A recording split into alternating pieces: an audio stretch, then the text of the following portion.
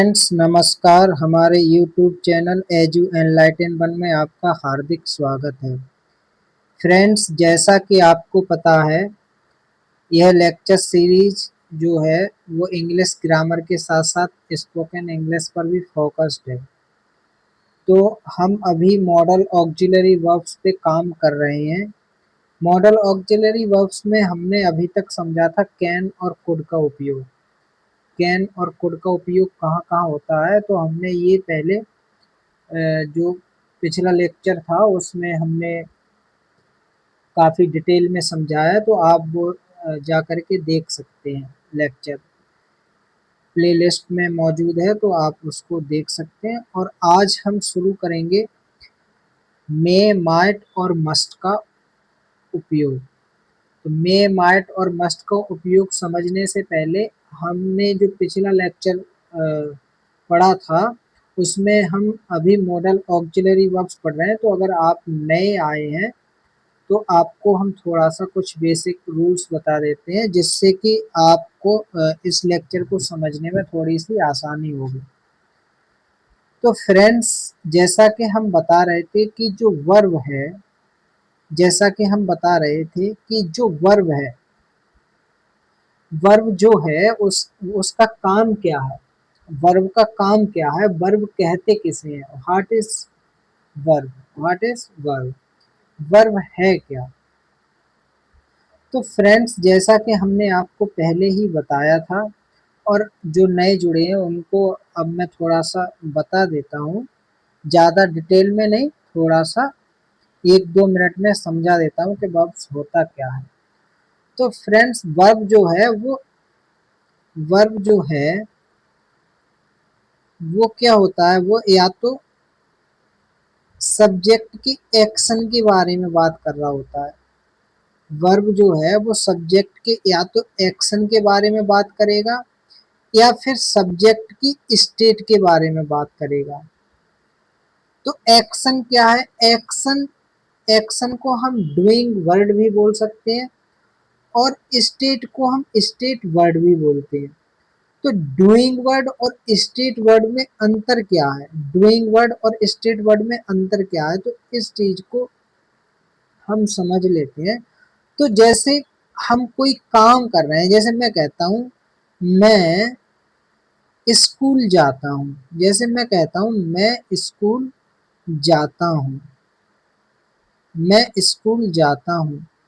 तो इसमें क्या है, इसमें मैं कोई क्रिया कर रहा हूँ ना, एक्शन कर रहा हूँ। मैं चल करके ही तो जाऊंगा तो क्रिया हुई। तो एक्शन जो होती है जिसमें हम कुछ कर रहे होते हैं उसको हम क्या बोलते हैं, उसको हम बोलते हैं एक्शन, क्रिया। यानी जो क्रिया है वो क्या है, वो कोई फिजिकल एक्टिविटी है, फिजिकल एक्टिविटी है जिसमें हमारे शरीर के किसी भी अंग का उपयोग हो रहा होता है। जबकि स्टेट वर्ड जो है, जैसे मैं कहता हूँ मैं एक अध्यापक हूँ, मैं एक अध्यापक हूँ। तो मैं एक अध्यापक हूँ, इसमें क्या कोई हम एक्शन कर रहे हैं, नहीं कर रहे। यह मेरी एक अवस्था है, मेरी एक स्टेट के बारे में बात कर रहा है कि मैं क्या हूँ, एक अध्यापक हूँ। तो जो वर्ब है वो सब्जेक्ट यानी जो कर्ता होता है, जो डूअर होता है, उसके या तो एक्शन के बारे में बात करेगा और या फिर करेगा स्टेट के बारे में बात। तो इस चीज को हमने अभी तक समझा था। तो मॉडल ऑक्सिलरी वर्ब्स में हम यही चीज समझ रहे थे। तो पहली बात तो ये है कि जो वर्ब है, अब हमने समझा था कि जो वर्ब है उसको हम मेनली 2 पार्ट्स में डिवाइड करते हैं।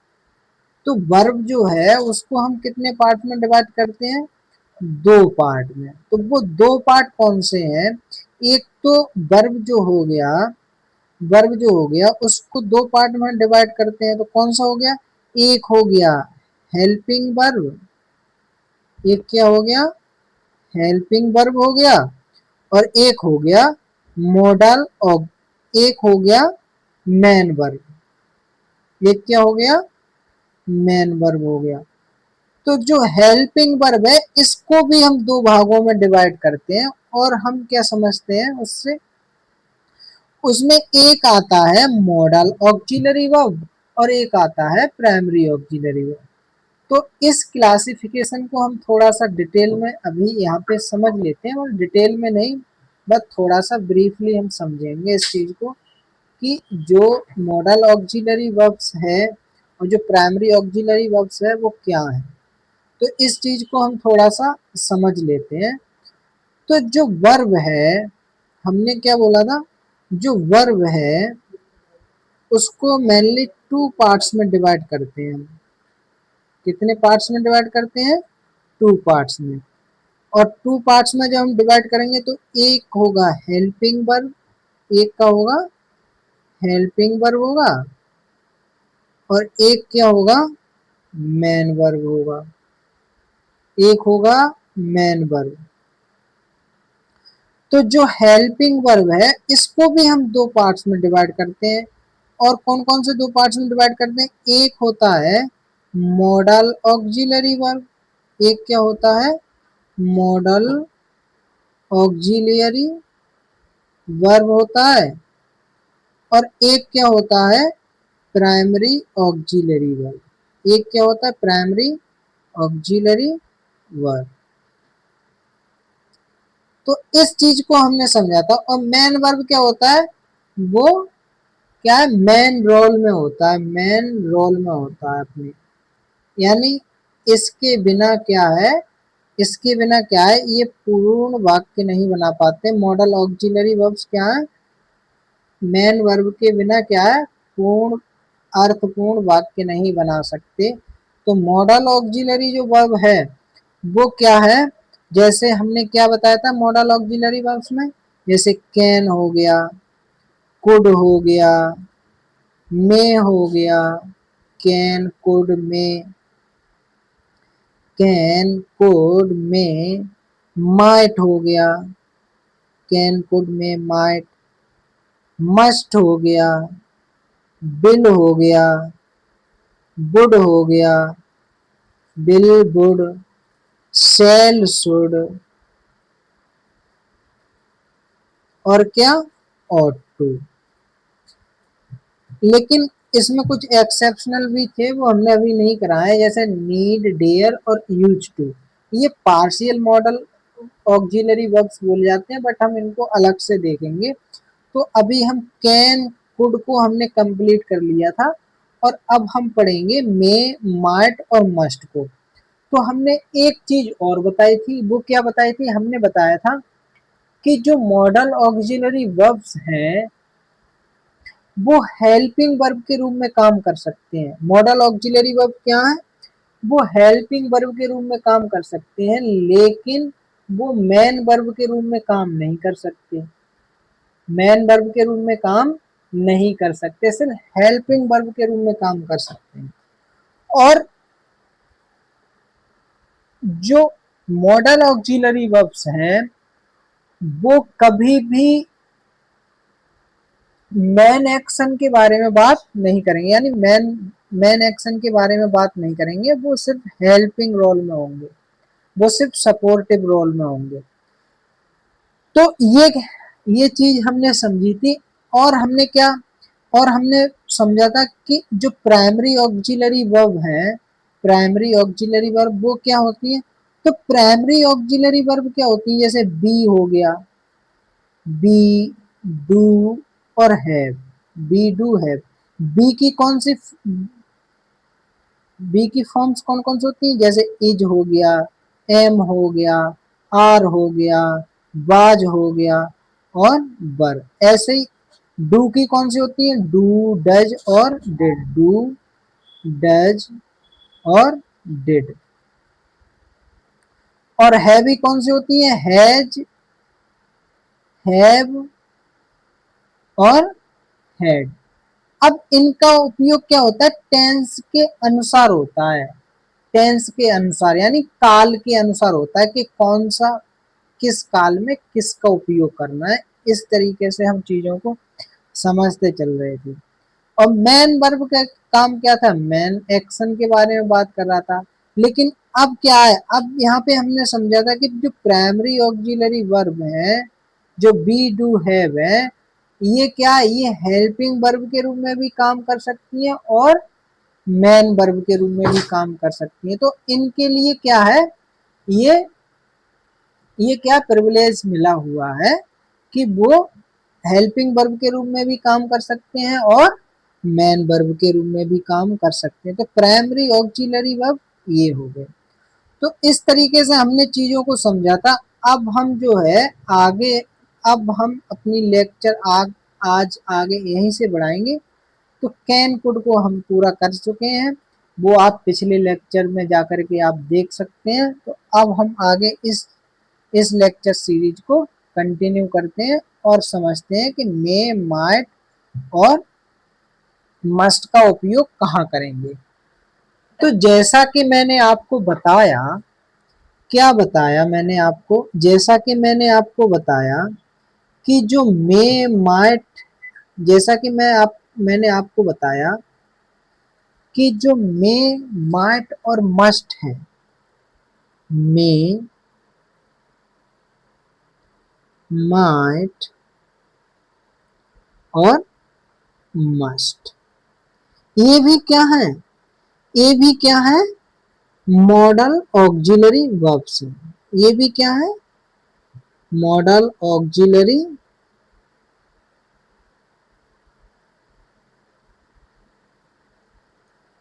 वर्ब्स, ये भी मॉडल ऑक्सिलरी वर्ब्स है।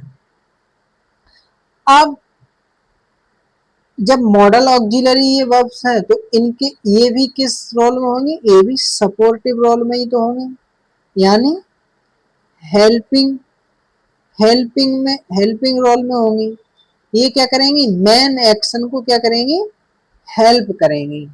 मेन एक्शन को क्या करेंगी, हेल्प करेंगी। तो ये सपोर्टिव रोल या हेल्पिंग रोल में होंगी। तो मे, माइट, मस्ट का उपयोग हम करते कहाँ हैं, तो इसी चीज को हम समझेंगे। मे, माइट और मस्ट का उपयोग हम कहाँ करते हैं, तो इसी चीज को हम समझेंगे। और मे की डेफिनेशन क्या होती है, उस चीज को हम थोड़ा सा समझ लेते हैं। तो मे, माइट और मस्ट क्या है, मे, माइट और मस्ट। तो सबसे पहले हम मे को समझते हैं कि मे क्या है। तो जो मे है, may is a modal auxiliary verb. May is a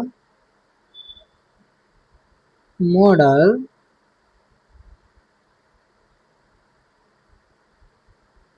auxiliary verb used to express used to express a possibility, express a possibility. It means something, it means something is possible, something is possible but not certain, possible but not certain। तो इसका मतलब क्या है कि जो may है वो एक मॉडल ऑक्सिलरी वर्ब है और इसका हम उपयोग कहाँ करते हैं, हम इसका उपयोग करते हैं संभावना या किसी अनिश्चितता को एक्सप्रेस या बताने के लिए। यह निश्चितता प्रकट नहीं करती, यानी बट नॉट सर्टेन, यह सर्टेनिटी के बारे में बात नहीं करती, ये अनिश्चितता के बारे में बात करती है। जैसे मैं आपको समझाता हूं, जैसे मैं आपसे बोलता हूं जैसे मैं आपसे बोलता हूं कि आज रात बारिश हो सकती है। जैसे मैं क्या बोलता हूं आपसे, आज रात बारिश हो सकती है, यानी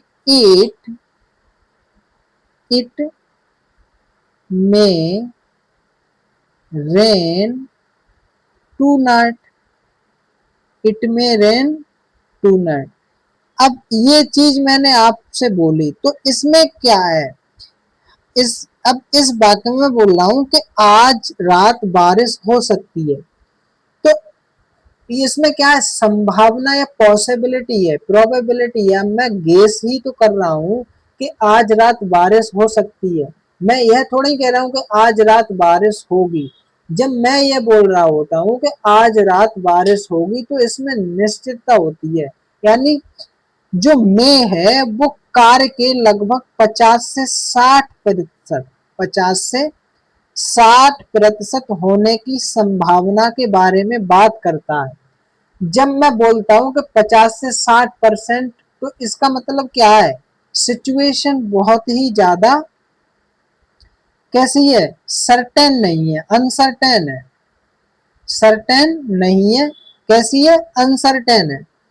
तो अब ऐसी सिचुएशन में हम क्या करेंगे, ऐसी सिचुएशन में हम मे का उपयोग करते हैं जब जब कोई भी चीज निश्चित नहीं हो, यानी कोई जो कार्य है जिसे हम करने वाले हैं वो हो भी सकता है भविष्य में और नहीं भी हो सकता है, भविष्य या भूतकाल में नहीं हो सकता है। तो इसलिए हम क्या है, इसलिए हम क्या करेंगे, मे का जो उपयोग है वो करते हैं।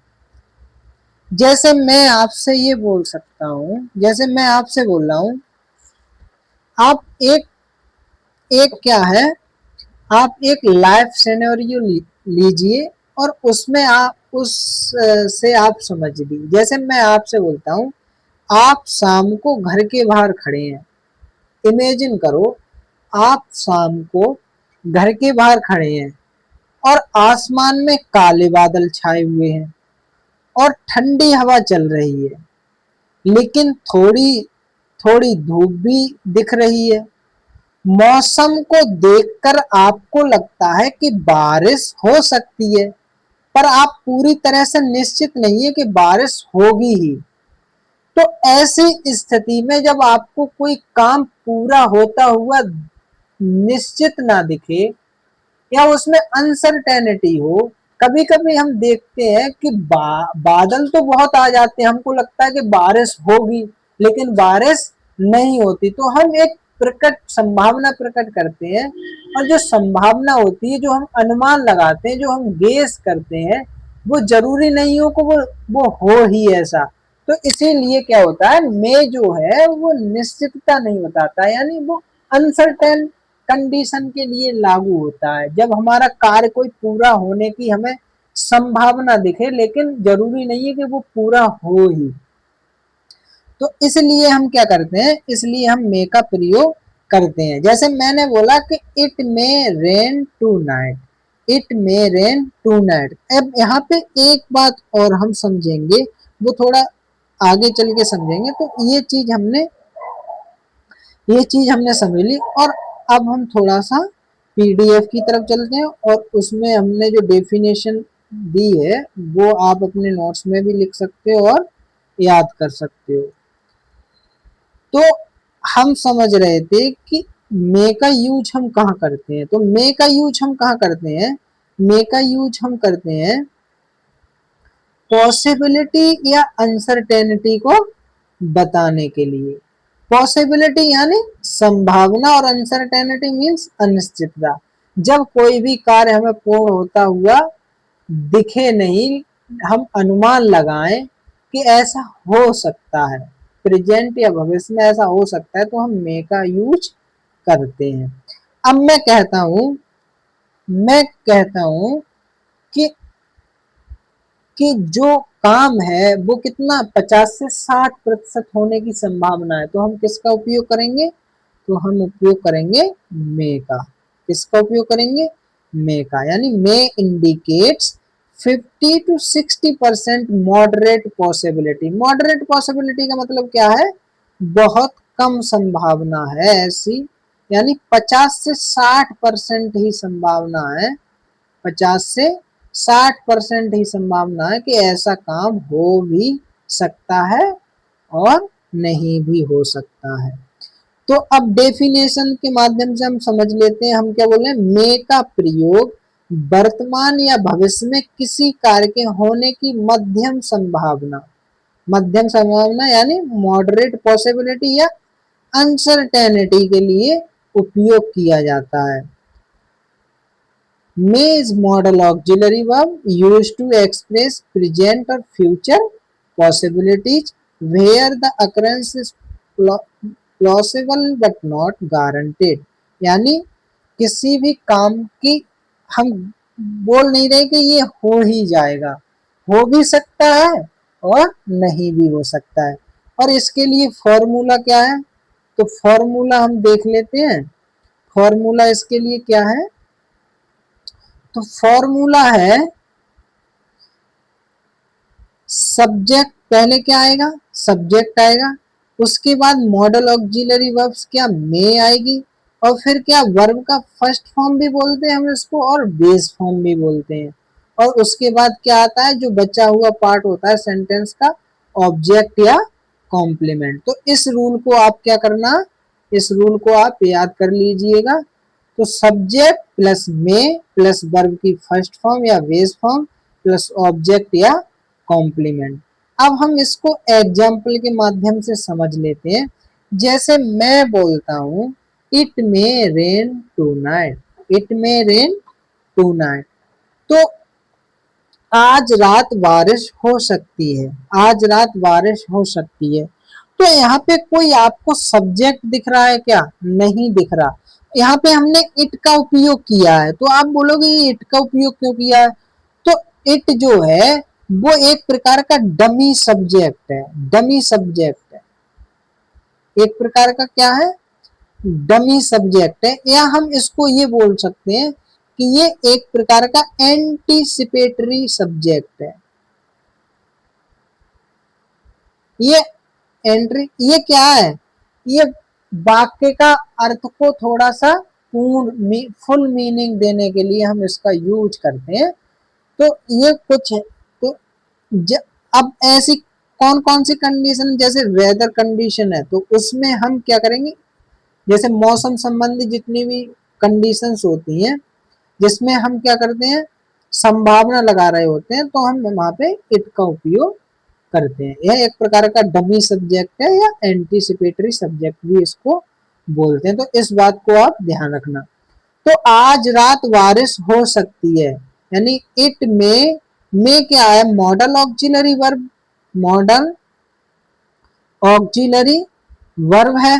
और हमने क्या बताया था कि जो मे के साथ क्या आता है, हमेशा मे के साथ वर्ब का बेस फॉर्म आएगा या फर्स्ट फॉर्म आएगा। तो ये चीज याद रखना। और उसके बाद जो बचा हुआ पार्ट होता है वो क्या होता है, ऑब्जेक्ट या कॉम्प्लीमेंट होता है।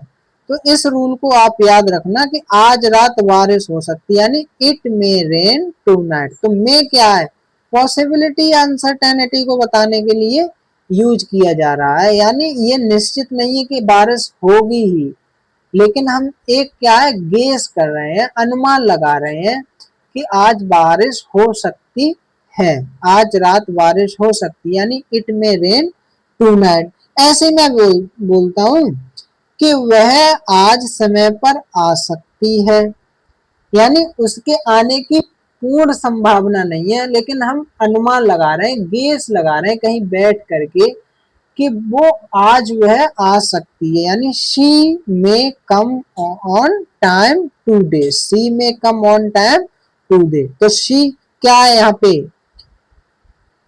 क्या है, वह है। तो आज समय पर आ सकती है, तो she may come on time today. तो मे के साथ क्या है, वर्ब का बेस फॉर्म क्या आया है, कम आया है, और बाकी रिमेनिंग पार्ट क्या है, ऑब्जेक्ट के कॉम्प्लीमेंट के रूप में यूज हुआ है। तो हम यहाँ पे क्या है, ये हमारा पूर्ण वाक्य बन जाता है। और क्या, she may come on time today. जैसे मैं आपसे बोलता हूं कि वह एक नई कार खरीद सकता है, वह एक नई कार खरीद सक वह एक नई कार खरीद सकता है, तो वो क्या आएगा यहाँ पे, ये क्या बनेगा, ही में बाई अ न्यू कार। तो रूल हम यहाँ पे बता ही चुके हैं, तो इस रूल को आप याद कर लीजिए। और क्या है, इन चीजों को आप देखते रहिए, बार बार रिवीजन करिए और अपनी तरफ से भी प्रैक्टिस करिए। कहीं आप जब जाओ सड़क पे या कहीं पे भी, तो आप कोई भी चीज जो तुम्हें अनसर्टेन दिखाई दे, जिसमें सर्टेनिटी ना हो, यानी निश्चितता ना हो लेकिन अनिश्चितता से भरा हुआ हो, तो आप वहां पे मे का उपयोग कर सकते हैं। तो इस तरीके से आप प्रैक्टिस करते रहिए, अपनी तरफ से भी वाक्य बनाते रहिए। और चौथा सेंटेंस क्या है, जैसे मैं बोलता हूँ आज रात बिजली की कटौती हो सकती है। आज रात बिजली की कटौती हो सकती है।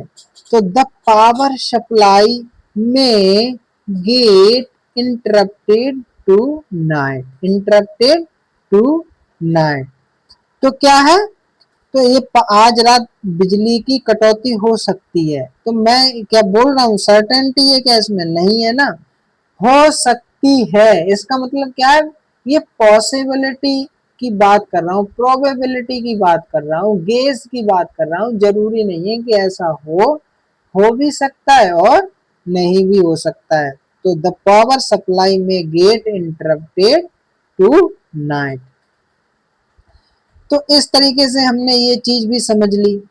तो क्या है, may is modal auxiliary verb used to express present और future possibilities where the occurrence is possible but not guaranteed. ठीक है, तो इस चीज से रूल क्या था, subject plus may plus verb का फर्स्ट फॉर्म या बेस फॉर्म प्लस ऑब्जेक्ट या कॉम्प्लीमेंट।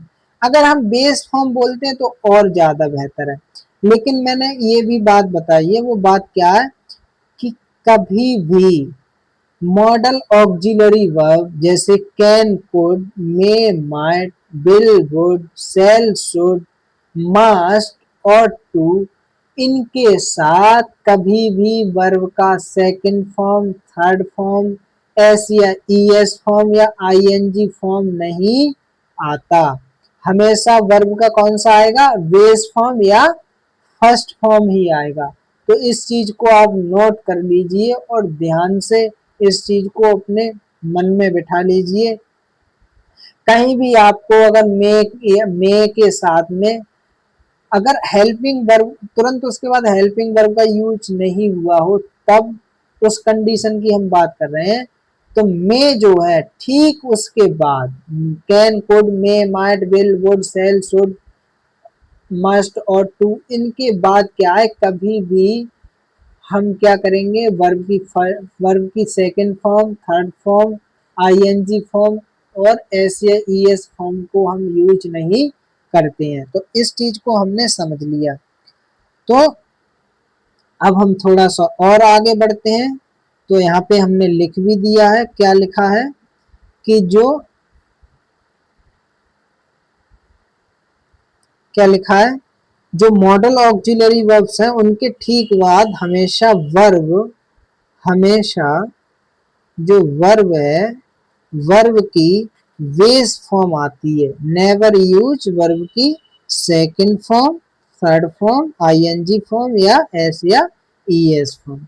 और एक बात और है, वो कौन सी बात, कि जो मॉडल्स हैं केवल हेल्पिंग वर्ब की तरह कार्य करते हैं। ये मुख्य क्रिया के बिना अकेले पूरा वाक्य नहीं बनाते। इसका मतलब क्या हुआ कि जो मॉडल ऑक्सिलरी वर्ब्स हैं वो क्या है, मॉडल ऑक्सिलरी वर्ब्स जो हैं वो क्या है, वो सिर्फ हेल्पिंग वर्ब के रूप में काम करते हैं। लेकिन हेल्पिंग वर्ब के रूप में तो काम करते हैं, लेकिन मेन वर्ब के रूप में काम नहीं करेंगे। मेन वर्ब के रूप में काम नहीं करेंगे। बट अब बट ये क्या है, बट बट जब वाक्य हम बना रहे होते हैं तो क्या है, ये स्वयं में पूर्ण अर्थ प्रकट नहीं करेंगे। तो इनके साथ मेन वर्ब का होना आवश्यक है। तो क्या है, हेल्पिंग वर्ब के रूप में क्या करेंगे, ये हेल्पिंग वर्ब के रूप में काम करेंगे, बट ये पूर्ण वाक्य का पूर्ण अर्थ प्रकट नहीं करेंगे। इसलिए इनके साथ क्या है, मेन एक्शन, जो सब्जेक्ट है उसके मेन एक्शन का आना जरूरी, यानी मेन वर्ब का आना जरूरी है। तो समझ गए ये क्या था, मॉडल केवल हेल्पिंग वर्ब की तरह काम नहीं करते, ये मुख्य क्रिया के बिना अकेले पूरा वाक्य नहीं बनाते हैं। तो इस चीज से आपने समझ लिया। आप क्या है बैठ करके भी आप क्या करना, आप लेक्चर ये देखो, उसके साथ साथ क्या है आप प्रैक्टिस भी करते रहना। ठीक है, वैसे मैंने यहाँ पे बहुत सारे सेंटेंस प्रोवाइड कराए हैं। पीपीटी बहुत मेहनत लगती है बनाने में थोड़ा,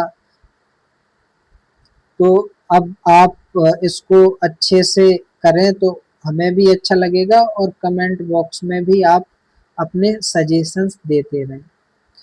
अब क्या है, अब हम थोड़ा सा और आगे बढ़ते हैं, और आगे बढ़ेंगे तो अब हम क्या है, अब हमने मे और बिल का भी थोड़ा सा उपयोग समझा। वैसे बिल वुड को हम थोड़ा और अच्छे से समझेंगे, लेकिन यहाँ पे हमने क्या है थोड़ा सा कंपैरिजन किया है, तो इस वजह से क्या है हम थोड़ा सा देख लेते हैं। तो हम यहाँ पे क्या है, मे जो है, मे का उपयोग हम क्यों करते हैं, मे का उपयोग हम क्यों करते हैं, तो मे का उपयोग हम क्यों करते हैं, हमने पहले भी बताया आपको, मॉडरेट पॉसिबिलिटी यानी बहुत कम संभावना हो, 50 से 60% संभावना हो कि ऐसा काम हो सकता है, बट हम सर्टेन नहीं है तो हम यूज करते हैं। यानी अनिश्चितता एक केवल अनुमान को बता, अनुमान जब हम दर्शाते हैं, जब हम अनुमान प्रकट करते हैं तो हम मे का उपयोग करते हैं। जैसे जैसे जो स्पीकर है वो क्या है, वो किसी भी चीज को एक्सप्रेस कर रहा है और उसमें सर्टेनिटी नहीं है, यानी पॉसिबिलिटीज है, वो गेस कर रहा है, अनुमान लगा रहा है। तो यहाँ पे क्या है, हम ऐसे भी बोल सकते हैं speaker is expressing a probability या गेस। जैसे मैं बोलता हूँ इट मे रेन टुनाइट, आज रात बारिश हो सकती है, तो इसमें क्या है सर्टेनिटी तो नहीं है। सी में अटेंड द मीटिंग, वह क्या है, वह मीटिंग क्या कर सकती है, अटेंड कर सकती है, बट ऐसा निश्चित नहीं है, वह आ भी सकती है मीटिंग अटेंड करने और नहीं भी आ सकती है, यह तो एक क्या है संभावना है।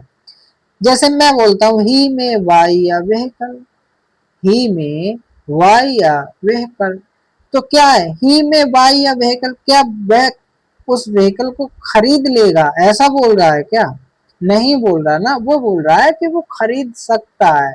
ही में बाई या व्हीकल, वो उस व्हीकल को क्या कर सकता है, खरीद सकता है।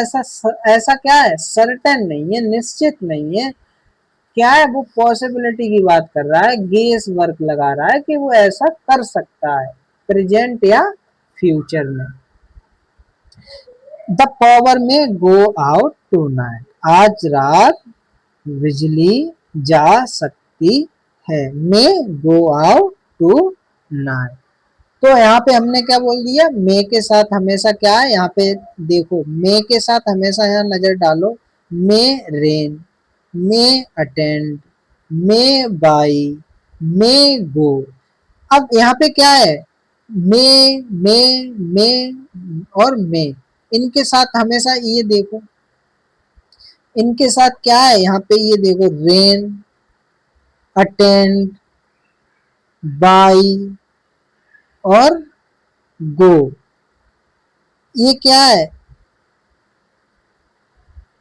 ये मेन एक्शन है। तो इनके साथ क्या है, बेस फॉर्म है ना, ये वर्ब की बेस फॉर्म है, वर्ब की क्या है ये बेस फॉर्म, तो वर्ब की बेस फॉर्म आ रही है इनके साथ। अब बिल क्या है, बिल बिल जो है वो सर्टेनिटी या डिटर्मिनेशन की बात करता है, क्या कि ऐसा हो जाएगा, ऐसा हो जाएगा। जैसे इट विल रेन टुनाइट, आज रात बारिश होगी, मैं कह रहा हूं आज रात बारिश होगी, तो इसमें क्या है, इसमें निश्चितता दिखाई दे रही है ना, मैं विश्वास के साथ बोल सकता हूं कि आज रात बारिश होगी, यानी इसमें क्या है 100% श्योरिटी है, 100% श्योरिटी के साथ मैं बोल सकता हूँ कि आज रात बारिश होगी, it will rain tonight. तो यहाँ क्या करता है, speaker is making a firm statement और प्रॉमिस, यानी वह क्या है, अपना जो कथन कह रहा है उसके बारे में प्रॉमिस करता है कि ऐसा हो जाएगा, यानी ऐसा निश्चित है, सर्टेन है, डिटर्मिनेशन उसमें दिखता है कि ऐसा हो जाएगा। It will rain tonight. अब यही बात मैं बोलता हूँ कि she will attend the meeting, she will attend the meeting, वह मीटिंग अटेंड करेगी, वह क्या करेगी, मीटिंग अटेंड करेगी। तो इसमें क्या है, सर्टेनिटी है, निश्चितता है, डिटर्मिनेशन है। ऐसे ही मैं बोल रहा हूँ I will win the match, मैं मैच जीतूंगा, मैं मैच जीतूंगा, तो I will win the match. तो इसमें भी क्या है, सर्टेनिटी है, यानी हमें पता चल गया कि मैं मैच जीतूंगा। बट ये क्या है, ये भी फ्यूचर के बारे में बात कर रहा है, बट ये क्या है, इसमें डिटर्मिनेशन दिखाई दे रहा है, वो पूरी प्रॉमिस कर रहा है, किसी को बोल रहा है कि हाँ भाई ऐसा हो जाएगा, यानी वो वादा कर रहा है, प्रॉमिस कर रहा है कि वह दृढ़ निश्चय, डिटर्मिनेशन को दिखा रहा है कि ऐसा हो जाएगा, यानी निश्चितता को प्रकट कर रहा है। The power will go out tonight, आज रात क्या है, आज रात बिजली चली जाएगी। तो क्या है, तो यहाँ पे क्या निश्चितता के बारे में डिटर्मिनेशन दिख रहा है, तो the power will go out tonight. तो इस तरीके से हमने ये कंपैरिजन समझ लिया, किसमें, मे और विल में। मे किस लिए, मॉडरेट पॉसिबिलिटी के लिए आता है, और विल किसके लिए आता है, सर्टेन पॉसिबिलिटी के लिए आता है। अब थोड़ा सा हम और आगे बढ़ते हैं।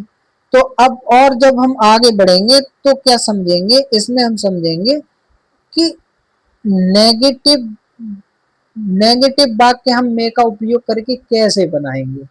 तो नेगेटिव स्ट्रक्चर हम समझ लेंगे। तो नेगेटिव स्ट्रक्चर में कुछ बहुत ज्यादा विशेष है नहीं, बस मे के तुरंत बाद नॉट, उसके बाद वर्ब की फर्स्ट फॉर्म या बेस फॉर्म प्लस ऑब्जेक्ट या कॉम्प्लीमेंट। तो इसका रूल क्या होता है, इसका रूल ये होता है, इसका रूल क्या आएगा, सब्जेक्ट प्लस में प्लस नॉट प्लस वर्ब की फर्स्ट फॉर्म या बेस फॉर्म, या शॉर्ट में लिख दिया प्लस ऑब्जेक्ट या कॉम्प्लीमेंट, ऑब्जेक्ट या कॉम्प्लीमेंट। तो आप इस रूल को याद कर लीजिए, ठीक है, बात वही है। अब मैं आपसे बोलता हूं वह शायद आज ना आए, वह शायद आज ना आए, तो मैं क्या कर रहा हूं, मैं क्या है, मैं संभावना प्रकट ही तो कर रहा हूं, हो सकता है वो आ जाए, लेकिन ऐसा पॉसिबिलिटी कितनी है, 50 से 60% है, सर्टेनिटी नहीं है उसमें। तो मैं बोल रहा हूं वह आज शायद ना आए, वह आज शायद ना आए, ही में नॉट कम टूडे, ही में नॉट कम टूडे।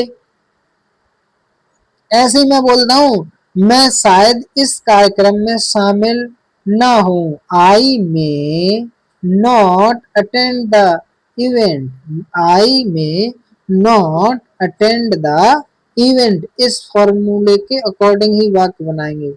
तो मैं जब भी आप क्या है, जब भी आप सब्जेक्ट को ढूंढने की कोशिश करो तो पूछो कौन, कौन, हु, कौन इस कार्यक्रम में शामिल, जैसे वो बोल रहा है कौन इस कार्यक्रम में शामिल ना होएगा, तो कौन ना होएगा, कौन नहीं हो सकता है, नहीं हो सकता, होएगा नहीं, नहीं हो सकता है, तो कौन, मैं तो यहाँ मैं क्या है, सब्जेक्ट है, तो I may not attend the event, I may not attend the meeting. मैं यहाँ पे किस लिए, पॉसिबिलिटी के लिए आया, नॉट क्या, ये नेगेटिव नेगेटिव सेंटेंस है तो उसके लिए आया। अटेंड क्या है, मे के तुरंत बाद क्या होता है, वर्ब का बेस फॉर्म आता है, तो उसके लिए जो होल पार्ट, जो इतना पार्ट बचा, रिमेनिंग पार्ट जो हो गया वो क्या हो गया, ऑब्जेक्ट या कॉम्प्लीमेंट। अब मैं कहता हूं यह योजना शायद काम ना करे, यह योजना शायद काम ना करे, तो this plan may not work, this plan may not work, तो ऐसा भी हम बोल सकते हैं।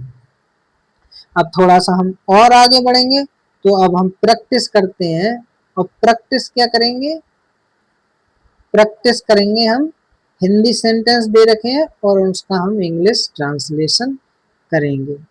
तो 10 वाक्य हैं, 10 सेंटेंस है ये, तो आप 10 सेंटेंस तो ये है, इनकी प्रैक्टिस करो और इसमें समझो कि क्यों यहाँ में आया है, क्यों। तो पहले क्या है, पहले तो क्या है, मेक का किस लिए हमने बताया था कि मे का यूज किस लिए होता है,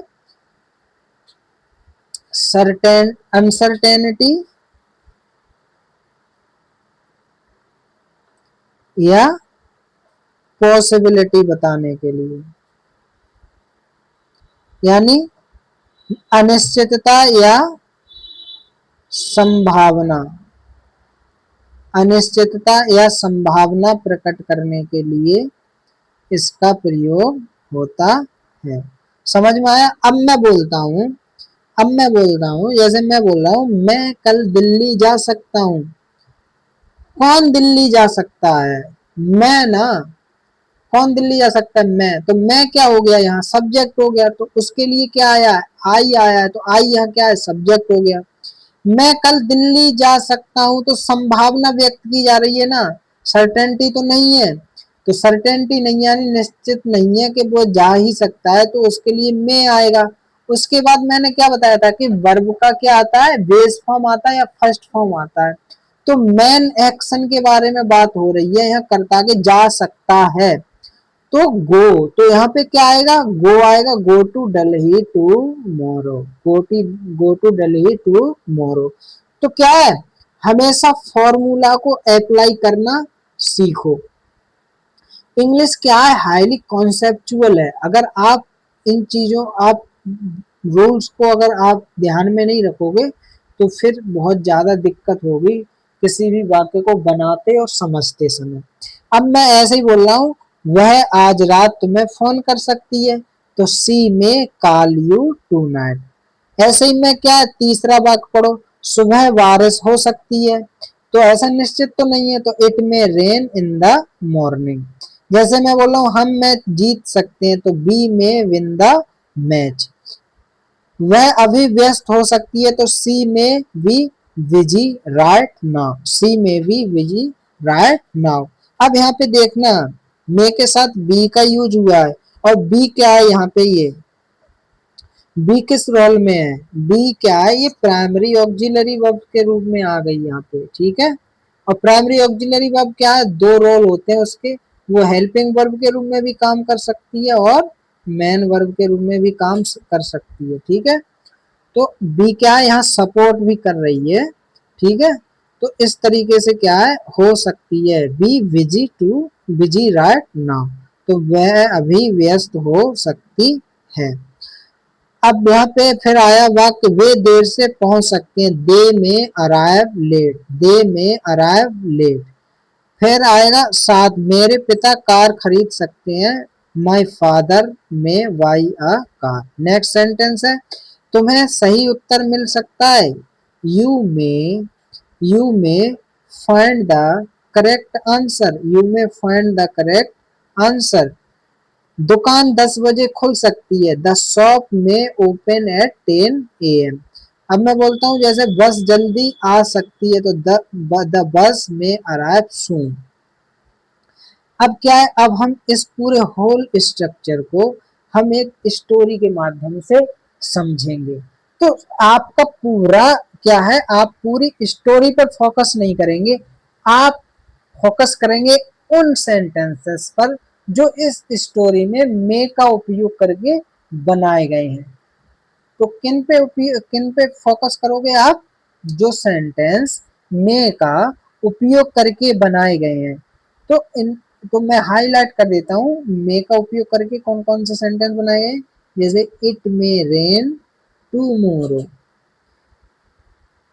the bus may be late so leave early, he may need it, I may get this job if I perform well,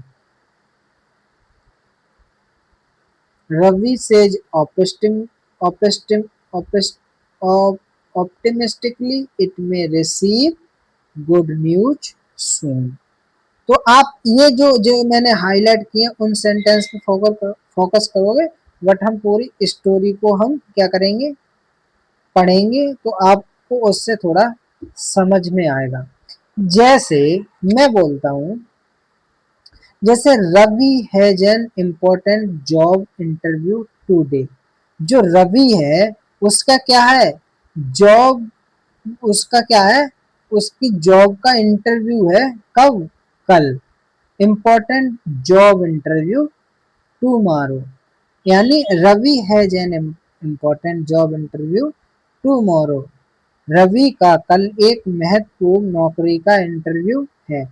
he looks at the dark clouds and says, और वह क्या करता है, वह काले बादलों को देखकर कहता है, she he looks at the dark clouds and says it may rain tomorrow, it may rain tomorrow. तो यहाँ इट मे रेन टुमारो क्या है, वो क्या कर रहा है, यहाँ पे क्या है, कल बारिश होने की संभावना बता रहा है। क्या बता रहा है, बारिश होने की संभावना बता रहा है कि कल बारिश हो सकती है, इट मे रेन टुमारो। फिर उसकी माँ क्या करती है, his mother smiles and advises, उसकी माँ मुस्कुराकर कहती है, उसकी माँ मुस्कुराकर कहती है, एडवाइजेस मीन सलाह देना या कहना। तो his mother smiles and advises the bus may be late so leave early। उसकी माँ क्या कह रही है, किससे, रवि से, किससे, रवि से, the bus may be late so leave early, यानी बस क्या हो सकती है, लेट हो सकती है, इसलिए क्या है, तुम पहले ही निकल जाओ, तुम क्या करो, पहले ही निकल जाओ, यानी जल्दी से निकलना। तो it was may be late. So Ravi packs an umbrella, Ravi packs an umbrella because, because, यानी जो रवि है वो क्या करता है, वो अपना छाता क्या रख लेता है, क्योंकि ही मे नीड इट, क्योंकि क्योंकि उसे इसकी आवश्यकता हो सकती है, जरूरत पड़ सकती है, क्योंकि क्योंकि इट में रेन टुमारो, यानी वह कल की बात, वह संभावना प्रकट कर रहा है कि कल बारिश हो सकती है, इसलिए उसकी माँ बोल रही है, उसको एडवाइस दे रही है कि द बस में भी लेट सो लीव अर्ली, क्या है, आप क्या है, कल बारिश हो सकती है, इसलिए आप क्या है, बस जो है लेट हो सकती है, इसलिए आप क्या है, जल्दी निकलना। So Ravi packs an umbrella because he may need it. तो रवि क्या करता है, अपना छाता रख लेता है, क्योंकि ही मे नीड इट, क्योंकि उसे उसकी आवश्यकता पड़ सकती है। तो ऐसा जरूरी नहीं कि उसे पड़ेगी ही, क्योंकि यहाँ पे सर्टेनिटी नहीं है कि बारिश होगी, बट वो क्या है, अपनी सुरक्षा के लिए उसने रख लिया छाता। तो he may need it on the way, on the way he thinks. On the way का मतलब यहाँ पे क्या है, कि वह क्या है, रास्ते में वह सोचता है, ऑन द वे मतलब रास्ते में वह सोचता है, he thinks I may get this job if I perform well, I may get this job if I perform well. अगर मैं क्या कर, मैं क्या कर, अगर मैं I may get this job if if I perform well. अब वो किसके बारे में बात कर रहा है, क्योंकि उसका इंटरव्यू है ना, तो वो इंटरव्यू के बारे में बात कर रहा है कि अगर वह अच्छा कर सकता है तो उसे क्या क्या मिलेगा, तो उसे अच्छी नौकरी मिल सकती है। अगर वह अच्छा करता है, I may get this job if I perform well, अगर मैं अच्छा करता हूँ तो मुझे अच्छी जॉब मिल सकती है। Finally he reaches the venue on time, तो क्या है, अंततः क्या होता है, वह क्या है, वह जो जो क्या है वेन्यू है जहाँ पे इंटरव्यू होना है, वो क्या है, समय पर पहुंच जाता है। द इंटरव्यू गोज स्मूथली, जो उसका इंटरव्यू है वो क्या है, अच्छा होता है, अच्छा होता है। And though the final results are pending, जो उसका फाइनल रिजल्ट है वो अभी क्या है, पेंडिंग में है। रवि सेज ऑप्टिमिस्टिकली, यानी रवि ऑप्टिमिस्टिकली का मतलब क्या होता है, यानी ऑप्टिमिस्टिकली जब जब कोई क्या करता है, जब कोई आशा प्रकट करता है, तो इसके लिए हम यूज करते हैं। तो रवि सेज ऑप्टिमिस्टिकली, आई मे रिसीव गुड न्यूज सून, आई मे रिसीव गुड न्यूज सून, यानी मुझे जल्दी ही अच्छी खबर मिल सकती है, क्योंकि उसका इंटरव्यू कैसा गया, गोस स्मूथली, बहुत अच्छा गया। तो क्या है, I may receive good news soon, तो वह क्या करेगा, वह अनुमान लगा रहा है कि मुझे जल्दी ही अच्छी खबर मिल सकती है। तो इस तरीके से हमने क्या है, इस स्टोरी को नरेट किया और हमने समझा। तो इट मे रेन टुमारो, तो इस तरीके से क्या है, हम जब सर्टेनिटी नहीं हो किसी में तो मे का यूज करके हम क्या है, ऐसे ही क्या है, आप घर पे बैठ करके आप स्टोरी को क्या है अपने आप बनाओ, अपनी पर्सनल लाइफ से रिलेट करो और देखो आप कहाँ कहाँ पे मे का उपयोग कर सकते, जितनी भी, जहाँ तुम्हारे जीवन में कोई अनसर्टेनिटी दिखाई दे या आपको कहीं जा रहे हो आपको दिखाई दे, तो आप उस तरीके से आप प्रैक्टिस करते रहोगे तो आपको फिर कोई समस्या उत्पन्न नहीं होगी।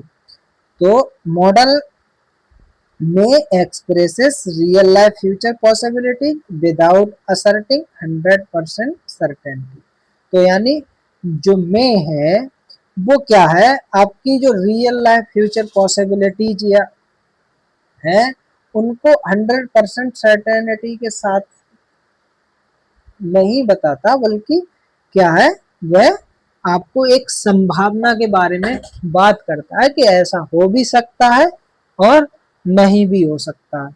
तो यहाँ पे आपने समझ लिया। अब हम थोड़ा सा और आगे बढ़ेंगे और मे का उपयोग हम कॉन्सेप्ट नंबर 3 पढ़ेंगे।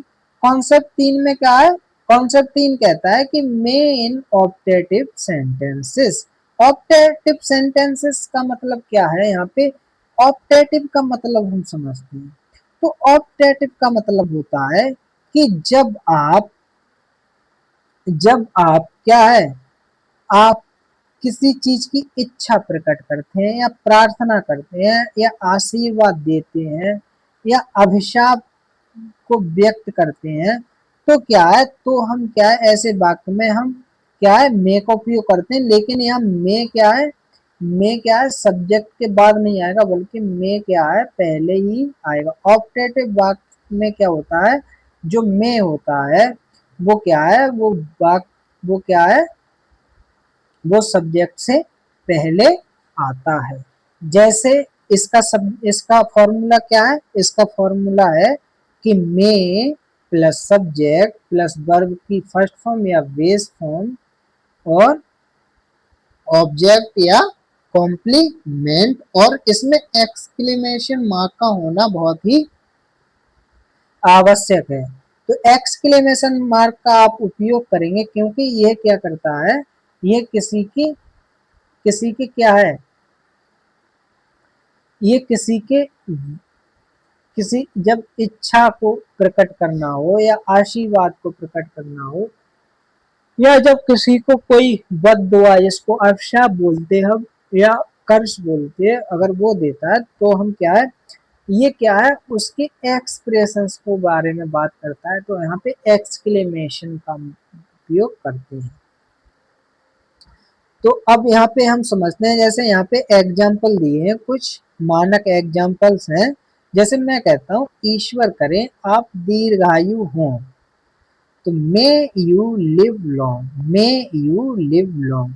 तो मे क्या है, किसके लिए आया है, मे किसके लिए आया है, ये क्या है, ईश्वर करे आप दीर्घायु हो। मैं किसी की, मैं क्या ईश्वर से प्रार्थना कर रहा हूँ कि आप क्या हो, दीर्घायु, यानी आपके लंबी उम्र की कामना कर रहा हूँ। तो क्या है, ऐसी सिचुएशन में क्या है, हम एक्सक्लेमेशन मार्क का उपयोग करते हैं। समझ में आया, जब हम आप अपनी फीलिंग्स को व्यक्त करते हैं, जब हम किसी को आशीर्वाद दे रहे होते हैं या अभिशाप दे रहे होते हैं या किसी के लिए प्रार्थना कर रहे होते हैं या अपनी इच्छा को प्रकट कर रहे होते हैं, तो हम क्या करते हैं, तो हम ऐसे वाक्यों में क्या है, एक्सक्लेमेशन मार्क का उपयोग करते हैं। तो मे पहले क्या आएगा, मे आएगा, फिर सब्जेक्ट आएगा, फिर उसके साथ वर्ब की बेस फॉर्म आएगी प्लस ऑब्जेक्ट या कॉम्प्लीमेंट। जैसे मैं बोलता हूँ ईश्वर करे आप दीर्घायु हो, तो मे यू लिव लॉन्ग, तो मे यू लिव लॉन्ग। तो ऑब्जेक्टिव सेंटेंस में सबसे पहले किसका उपयोग होगा, मे का। अब मैं कहूंगा कि भगवान आपका भला करे, तो भगवान आपका भला करे, may God bless you, may God bless you, may God bless you, भगवान आपका भला करे।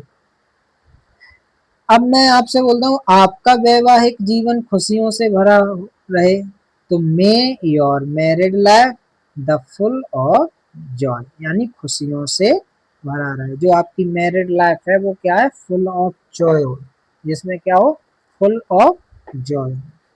विश्व में शांति बनी रहे, may peace prevail in the world, may peace prevail in the world, शांति बनी रहे, उसके लिए हम क्या करते हैं, उसके लिए क्या करते हैं, peace prevail in the world, may peace prevail in the world. तो इस तरीके से हमने ये एग्जांपल समझ लिया। अब हम थोड़ा सा और आगे बढ़ते हैं। यहाँ पे देखो लिखा भी है कि एक्सक्लेमेशन मार्क का उपयोग करना बहुत ही जरूरी होता है। यहाँ पे हम क्वेश्चन मार्क का उपयोग नहीं करते, यहाँ पे हम क्या करते हैं, क्वेश्चन मार्क का उपयोग नहीं करेंगे, हम किसका करेंगे, एक्सक्लेमेशन मार्क का। ऐसा मत करना कि मे को शुरू देख करके आप बोल दो कि ये इंटेरोगेटिव सेंटेंस है, नहीं, ये ऑप्टेटिव सेंटेंसेस में जो जो इच्छा, प्रार्थना, अभिशाप या आशीर्वाद, ब्लेसिंग्स, जब हम किसी को देते हैं तो हम ऐसे वाक्यों का उपयोग करते हैं, तो उसमें हम एक्सक्लेमेशन मार्क का उपयोग करते हैं, ना कि क्वेश्चन मार्क का। और मे क्या आता है, सब्जेक्ट से पहले आता है, तो मे प्लस सब्जेक्ट प्लस वर्ब की फर्स्ट फॉर्म या बेस फॉर्म प्लस ऑब्जेक्ट या complement plus exclamatory marks.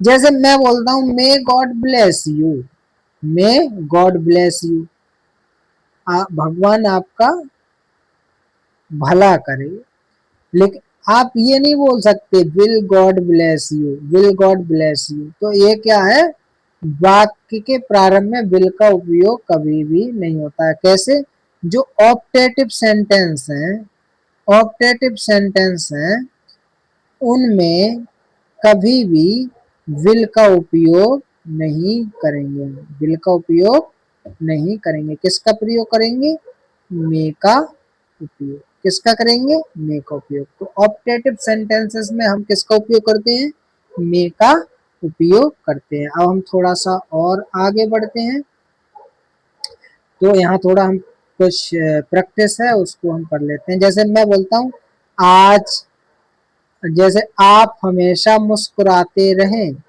May you always smile. भारत दिन दूनी रात चौगनी प्रगति करे, may India prosper, may India prosper. आपके सारे सपने पूरे हों, may all your dreams come true, may all your dreams come true. वह शीघ्र स्वस्थ हो जाए, मे सी रिकवर सून। हम सदैव एकजुट रहें, मे वी रिमेन यूनाइटेड। आपकी यात्रा मंगल में हो, may you have a safe journey. या हम इसको ऐसे भी बोल सकते हैं, may your journey be safe, या हम may you have a safe journey. तो may your journey be safe. आप सदैव प्रसन्न रहे, may happiness always remain with you. अंततः सत्य की ही विजय हो, मे ट्रूथ अल्टीमेटली प्रिवेल, या मे ट्रूथ विन। तो आप ऐसे करके इन सेंटेंसेस की प्रैक्टिस करना और आप खुद से बना करके लिखना, और अपनी अगर पर्सनल लाइफ से रिलेट करके लिखोगे या सोसाइटी को ऑब्जर्व करके लिखोगे तो और ही ज्यादा बेहतर होगा। अब क्या है, अब हम कॉन्सेप्ट नंबर 4 की ओर बढ़ते हैं।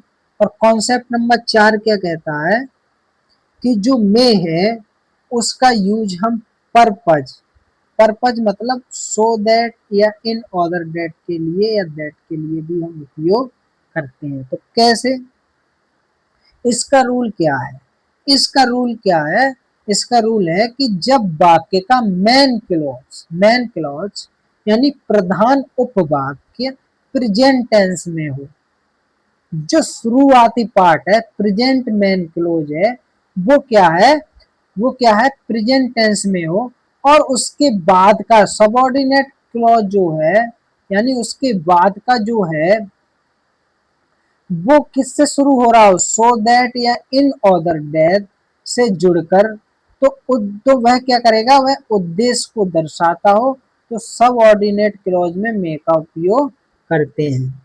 यानी कहने का मतलब ये है कि जो वाक्य है उसका जो मेन क्लॉज हो वो प्रेजेंट टेंस में हो, लेकिन सब ऑर्डिनेट क्लॉज जो है वो सो दैट या इन ऑर्डर दैट या दैट से जुड़कर उद्देश्य के बारे में, किसी उद्देश्य के बारे में बताता हो या दर्शाता हो, तो जो सब ऑर्डिनेट क्लॉज है में हम मे का उपयोग करेंगे। जैसे present main clause plus so that या इन ऑर्डर दैट, ये क्या है, किसी से जुड़ करके, सब्जेक्ट से जुड़ करके क्या है, उससे क्या है, उसके पर्पज को दर्शा रहा हो, तो सब्जेक्ट प्लस में प्लस वर्ब की फर्स्ट फॉर्म या बेस फॉर्म भी हम उसको लिख सकते हैं। तो इस चीज को हमें याद रखना है। जैसे यहाँ पे एक एग्जाम्पल दिया भी है, यहाँ पे एग्जाम्पल क्या दिया है, थोड़ा सा हम समझ लेते हैं इस एग्जाम्पल को। जैसे वो दे रहे हैं कि हम भोजन करते हैं ताकि हम जीवित रह सकें।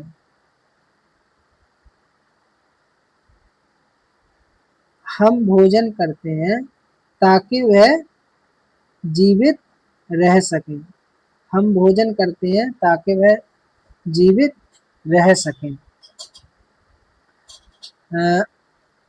We eat so that we may live, यहाँ भोजन करने का उद्देश्य क्या है, जीवित रहना है। यहाँ भोजन करने का उद्देश्य क्या है, जीवित रहना है, तो we eat so that we may live. Present purpose क्या है, यहाँ प्रेजेंट पर्पज और पास्ट पर्पज। तो यहाँ भोजन करने का उद्देश्य क्या है, जीवित रहना, तो उसके लिए हमने क्या किया है यहाँ पे सो दैट, या हम यहाँ पे इन ऑर्डर दैट का भी उपयोग कर सकते हैं या दैट का भी उपयोग कर सकते हैं। और उसके बाद ये क्या है, सबऑर्डिनेट क्लॉज के बाद हम क्या करेंगे, सो दैट या so that in order that या दैट का उपयोग हो रहा हो, तो उसके बाद जो जो वाक्य है उसमें हम मे का उपयोग कर सकते हैं। यानी यहाँ भोजन करने का उद्देश्य जीवित रहना है, ना कि सिर्फ ऐसे ही खा लेना। तो यहाँ जब किसी पर्पज की बात हो रही हो तो हम यहाँ पे मे का उपयोग भी करते हैं। तो यहाँ प्रेजेंट पर्पज में मे का उपयोग करेंगे और पास्ट पर्पज में हम माइट का उपयोग करते हैं। अब थोड़ा प्रैक्टिस कर लेते हैं और प्रैक्टिस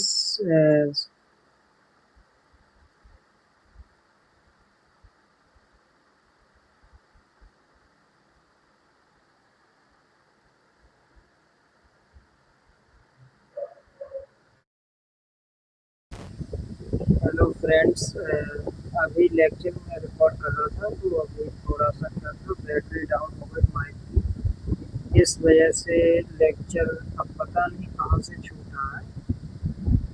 बट मैं कॉन्सेप्ट नंबर 3 से चालू कर रहा हूँ दोबारा से। अगर ये रिपीट हो जाए तो आप आगे बढ़ा करके वीडियो को देख लीजिएगा। तो मेन ऑब्जेक्टिव सेंटेंसेस विश या ब्लेसिंग्स या प्रेयर के लिए यूज होता है। तो ऑब्जेक्टिव सेंटेंस होता क्या है? सबसे पहले हम इस चीज को समझेंगे कि ऑब्जेक्टिव सेंटेंस होता क्या है। तो ऑब्जेक्टिव सेंटेंस का जो प्रयोग है, हम जब इच्छा व्यक्त करनी हो या प्रार्थना करनी हो या आशीर्वाद देना हो या अभिशाप देते हैं हम, तो उस समय पे हम क्या करते हैं, वाक्य को हम क्या है, मे से स्टार्ट करते हैं। तो इसका रूल क्या है? इसका रूल ये है कि जब भी हम किसी की विश, प्रेयर, ब्लेसिंग्स या कर्स यानी अभिशाप को व्यक्त करेंगे, तो हम जो वाक्य की शुरुआत है वो मे से करेंगे। तो मे सबसे पहले क्या आएगा? मे आएगा, फिर सब्जेक्ट आएगा, फिर वर्ब की बेस फॉर्म आएगी या फर्स्ट फॉर्म, प्लस ऑब्जेक्ट या कॉम्प्लीमेंट और एक्सक्लेमेशन मार्क। तो एक्सक्लेमेशन मार्क ये क्यों आता है? क्योंकि जब हम अपनी फीलिंग्स के बारे में बात करते हैं या फिर हम जब किसी से जब प्रार्थना के बारे में बात करते हैं या किसी को ब्लेसिंग्स देते हैं, तो ये क्या है, हमारे इमोशंस होते हैं। हम इन इमोशंस को जब हम व्यक्त करते हैं तो हम एक्सक्लेमेशन मार्क लगाते हैं। तो इस तरीके से हम इस चीज को समझ रहे थे। तो ये वाला जो फॉर्मूला है वो आप अच्छे से याद कर लेना। जब आप इस फॉर्मूले को याद कर लोगे तो क्या है, नीचे वाले जो सेंटेंस आप बनाओगे वो भी अच्छे से बना सकते हो। तो इसके एग्जाम्पल जैसे मैं बोलता हूँ, ईश्वर करे आप दीर्घायु हो, तो ये ऑब्जेक्टिव सेंटेंस है। यानी मैं क्या कर रहा हूँ, मैं प्रार्थना कर रहा हूँ, प्रेयर कर रहा हूँ ईश्वर से आपके लिए कि may you live long, may you live long, may you live long. तो मे यू लिव लॉन्ग यानी मे प्लस सब्जेक्ट प्लस वर्ब का बेस फॉर्म प्लस ऑब्जेक्ट या कॉम्प्लीमेंट। अब उसके बाद सेकंड सेंटेंस है, आप उसमें आप देखोगे कि भगवान आपका भला करे, may God bless you, may God bless you. जब आप ऑब्जेक्टिव सेंटेंस बनाते तो उसमें एक्सक्लेमेशन मार्क का होना बहुत ही आवश्यक है। एक्सक्लेमेशन मार्क को लगाना बहुत ही आवश्यक है। एंड थर्ड वन इज आपका वैवाहिक जीवन खुशियों से भरा रहे। जब मैं बोलता हूँ आपका वैवाहिक जीवन खुशियों से भरा रहे, तो ये भी ऑब्जेक्टिव सेंटेंस है। इसमें भी क्या कर रहा हूँ मैं क्या कर रहा हूँ, मैं ब्लेसिंग्स दे रहा हूँ, आशीर्वाद दे रहा हूँ कि आपका जीवन खुशियों से, वैवाहिक जीवन खुशियों से भरा रहे। तो may your married life be full of joy, full of joy means खुशियों से भरा रहे। एंड विश्व में शांति बनी रहे, ये सेंटेंस जब मैं बोलता हूँ तो मे peace prevail in the world, may peace prevail in the world. जब ये सेंटेंस बोलता हूँ तो भी इसके बाद एक्सक्लेमेशन मार्क का होना बहुत ही जरूरी है। इसमें क्या कर रहा हूँ, ऐसी इच्छा व्यक्त कर रहा हूँ कि विश्व में शांति बनी रहे, विश कर रहा हूँ। ठीक है, तो इस तरीके से हमने इस चीज को भी जान लिया। अब हम थोड़ा सा और आगे बढ़ते हैं। और इसमें क्या है, हमने पहले ही बता दिया आपको कि ऑब्जेक्टिव सेंटेंस के अंत में हमेशा एक्सक्लेमेशन मार्क का प्रयोग करेंगे। किसका प्रयोग करेंगे? एक्सक्लेमेशन मार्क का प्रयोग होगा, ना कि क्वेश्चन मार्क का। कभी भी ऐसा मत करना कि शुरू में मे का उपयोग है तो आप क्या है, आप जा करके फिर आप वहाँ क्वेश्चन मार्क का प्रयोग कर दो। ये क्या होगा, गलत होगा। क्या करेंगे, जब हम अपने भाव व्यक्त करते हैं, इमोशंस व्यक्त करते हैं, तो क्या है, हम एक्सक्लेमेशन मार्क का उपयोग करते हैं, एक्सक्लेमेशन मार्क का उपयोग करते हैं। तो इस तरीके से हम इन चीजों को समझ रहे थे। और एक बात और ध्यान रखना है, जब आप ऑब्जेक्टिव सेंटेंस बना रहे तो उस वाक्य को हमेशा मे से ही बनाओगे, कभी भी बिल का उपयोग मत कर लेना। अगर विल का उपयोग कर लोगे तो ये सेंटेंस गलत हो जाएगा। जैसे मे गॉड ब्लेस यू, ये सेंटेंस सही है, लेकिन विल गॉड ब्लेस यू ये गलत है। ठीक है, तो ऑप्टेटिव सेंटेंस में हमेशा किसका प्रयोग होता है? मे का प्रयोग होता है, ना कि विल का, ना कि विल का। तो ये चीज हमने जान ली। अब हम थोड़ा सा आगे बढ़ते हैं और थोड़ा सा हम प्रैक्टिस कर लेते हैं। तो जैसे मैं बोलता हूँ, आप हमेशा मुस्कुराते रहें, may you always smile, may you always smile. भारत दिन दूनी रात चौगुनी प्रगति करे, मे इंडिया प्रॉस्पर। आपके सारे सपने पूरे हों, may all your dreams come true. वह शीघ्र स्वस्थ हो जाए, मे सी रिकवर सून। हम सदैव एकजुट रहें, मे वी रिमेन यूनाइटेड। आपकी यात्रा मंगलमय हो, may you have a safe journey, may your journey be safe. ऐसे भी बना सकते हैं हम और ऐसे भी बना सकते हैं। आप सदैव प्रसन्न रहें, may happiness always remain with you. आप सदैव प्रसन्न रहें, may happiness always remain with you. अंततः सत्य की ही विजय हो, तो मे ट्रुथ अल्टीमेटली प्रिवेल, या मे ट्रुथ विन। तो आप ऐसे करके भी इस सेंटेंस को बना सकते हो। आप प्रैक्टिस करना अपने घर पर या फिर जहाँ भी आप रह रहे हो वहाँ पे बैठ करके कम से कम 2 से 3 घंटे प्रैक्टिस करोगे तो इंग्लिश बहुत ज़्यादा कठिन नहीं है। आप अच्छे से समझ सकते हो और बोल भी सकते हो और कॉम्पिटिटिव एग्जाम में भी अच्छा प्रदर्शन कर सकते हो। तो आप उस तरीके से अगर आप कॉपी पेन लेकर के बैठेंगे और ध्यान से समझेंगे स्ट्रक्चर को, तो आपको बहुत ज़्यादा प्रॉब्लम नहीं होगी किसी भी चीज़ को समझने में। अब हम कॉन्सेप्ट 4 की तरफ बढ़ते हैं। कॉन्सेप्ट 4 क्या बोलता है? कॉन्सेप्ट 4 बोलता है कि जो मे है, मे जो है उसका उपयोग हम और कहाँ कर सकते हैं। तो मे का उपयोग क्या है? अगर प्रेजेंट टेंस में मेन क्लोज हो, जब वाक्य का मेन क्लोज किसमें हो? प्रेजेंट टेंस में हो, और सबऑर्डिनेट क्लॉज सो दैट या इन ऑर्डर दैट या दैट से जुड़कर किसी उद्देश्य को दर्शाता हो, तो सबऑर्डिनेट क्लॉज में मे का उपयोग करते हैं। क्या क्या क्या बोला कि जो मेन क्लॉज है यानी पहला जो फर्स्ट क्लॉज है वो अगर प्रेजेंट टेंस में हो और सबऑर्डिनेट क्लॉज सो दैट या इन ऑर्डर दैट या दैट से जुड़कर उद्देश्य को दर्शाता हो, तो सबऑर्डिनेट क्लॉज में मे का प्रयोग करते हैं। जैसे इसका फॉर्मूला है, इसका फॉर्मूला क्या है? इसका फॉर्मूला है प्रेजेंट मेन क्लोज,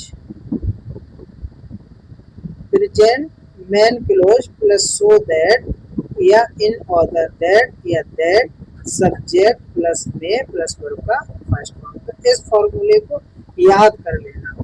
यानी जो मेन क्लोज है उस वो अगर प्रेजेंट में हो, तो जो सबऑर्डिनेट क्लोज है जैसे सो दैट या इन ऑर्डर दैट या दैट, और वह किसी पर्पज को दर्शाता हो यानी किसी उद्देश्य के बारे में बात कर रहा हो, तो क्या करेंगे हम? जो सबऑर्डिनेट क्लॉज है उसमें मे का प्रयोग करेंगे, मे का प्रयोग करते हैं। जैसे मैं आपसे एक बात बोलता हूँ, मैं क्या बोलता हूँ? मैं आपसे कह रहा हूँ कि हम भोजन करते हैं, हम भोजन करते हैं ताकि हम जीवित रह सकें, तो we eat so that we may live. तो ये जो हम भोजन करते हैं ये क्या है? प्रेजेंट टेंस का क्लोज है ना, प्रेजेंट टेंस क्लोज है ये। जबकि ये क्या है? ये फिर क्या? सो जो सेकंड जो सबऑर्डिनेट क्लोज है वो सो दैट या इन ऑर्डर दैट से चालू होगा ताकि हम जीवित रह सके। तो पर्पज क्या है? भोजन करने का पर्पज क्या है? जीवित रहना। तो भोजन करने का पर्पज क्या है? जीवित रहना। तो क्या है? तो हम क्या वाक्य बनाएंगे? वी ईट, यानी ये प्रेजेंट प्रेजेंट टेंस क्लॉज में आ गया, और सो दैट ताकि के लिए यूज करें सो दैट, या फिर हम यहाँ इन ऑर्डर दैट भी प्रयोग कर सकते हैं, इन ऑर्डर दैट का भी प्रयोग कर सकते हैं। और या फिर दैट का भी प्रयोग कर सकते हैं। इन ऑर्डर दैट, सो दैट या दैट का मतलब एक ही होता है, ताकि। जैसे मैं बोलता हूँ कि मैं समाचार पत्र पढ़ता हूँ ताकि मेरी अंग्रेजी सुधर सके, तो मैं समाचार पत्र पढ़ता हूँ, ये कौन सा है, ये प्रेजेंट टेंस का क्या है, क्लॉज है। जबकि सो दैट या इन ऑर्डर दैट या दैट से जो क्लॉज चालू होगा वो उसके लिए हम ताकि का प्रयोग करते हैं, तो वो क्या होगा, उसके साथ हम मे का प्रयोग करेंगे। तो मे का प्रयोग क्या है, हम सबऑर्डिनेट क्लॉज में भी करते हैं ताकि हम जो जो जो पर्पज है उसको हम बता सकें कि हमारा भोजन करने का उद्देश्य क्या है, यानी जीवित रहना है, या हमारा समाचार पत्र पढ़ने का उद्देश्य क्या है, अंग्रेजी सीखना या अंग्रेजी सुधारना। तो इस तरीके से हम चीजों को समझते चलेंगे। तो प्रेजेंट पर्पज जब हमें दिखाना हो तो हम क्या करेंगे, मे का उपयोग करेंगे। तो I work hard so that I may succeed, so that I may succeed. And past purpose में हम क्या करेंगे, माइट का प्रयोग करेंगे। क्या करेंगे, माइट का प्रयोग। I work hard so that I might succeed. तो यहाँ थोड़ा कंपेरिजन है मे और माइट का। माइट का उपयोग हम क्या करेंगे, माइट का उपयोग हम करते हैं इसमें पास्ट पर्पज को व्यक्त करने के लिए, और प्रेजेंट पर्पज को व्यक्त करने के लिए क्या करते हैं, मे का उपयोग करते हैं। तो इस तरीके से हमने ये समझ लिया। अब हम थोड़ा सा प्रैक्टिस कर लेते हैं। तो अब मैं यहाँ बोल रहा हूँ, मैं समाचार पत्र पढ़ता हूँ ताकि मेरी अंग्रेजी सुधर सके। तो ये वाला जो क्लॉज है, तो ये किसमें है, यह वाला जो क्लॉज है वो किसमें है, ये है प्रेजेंट क्लॉज।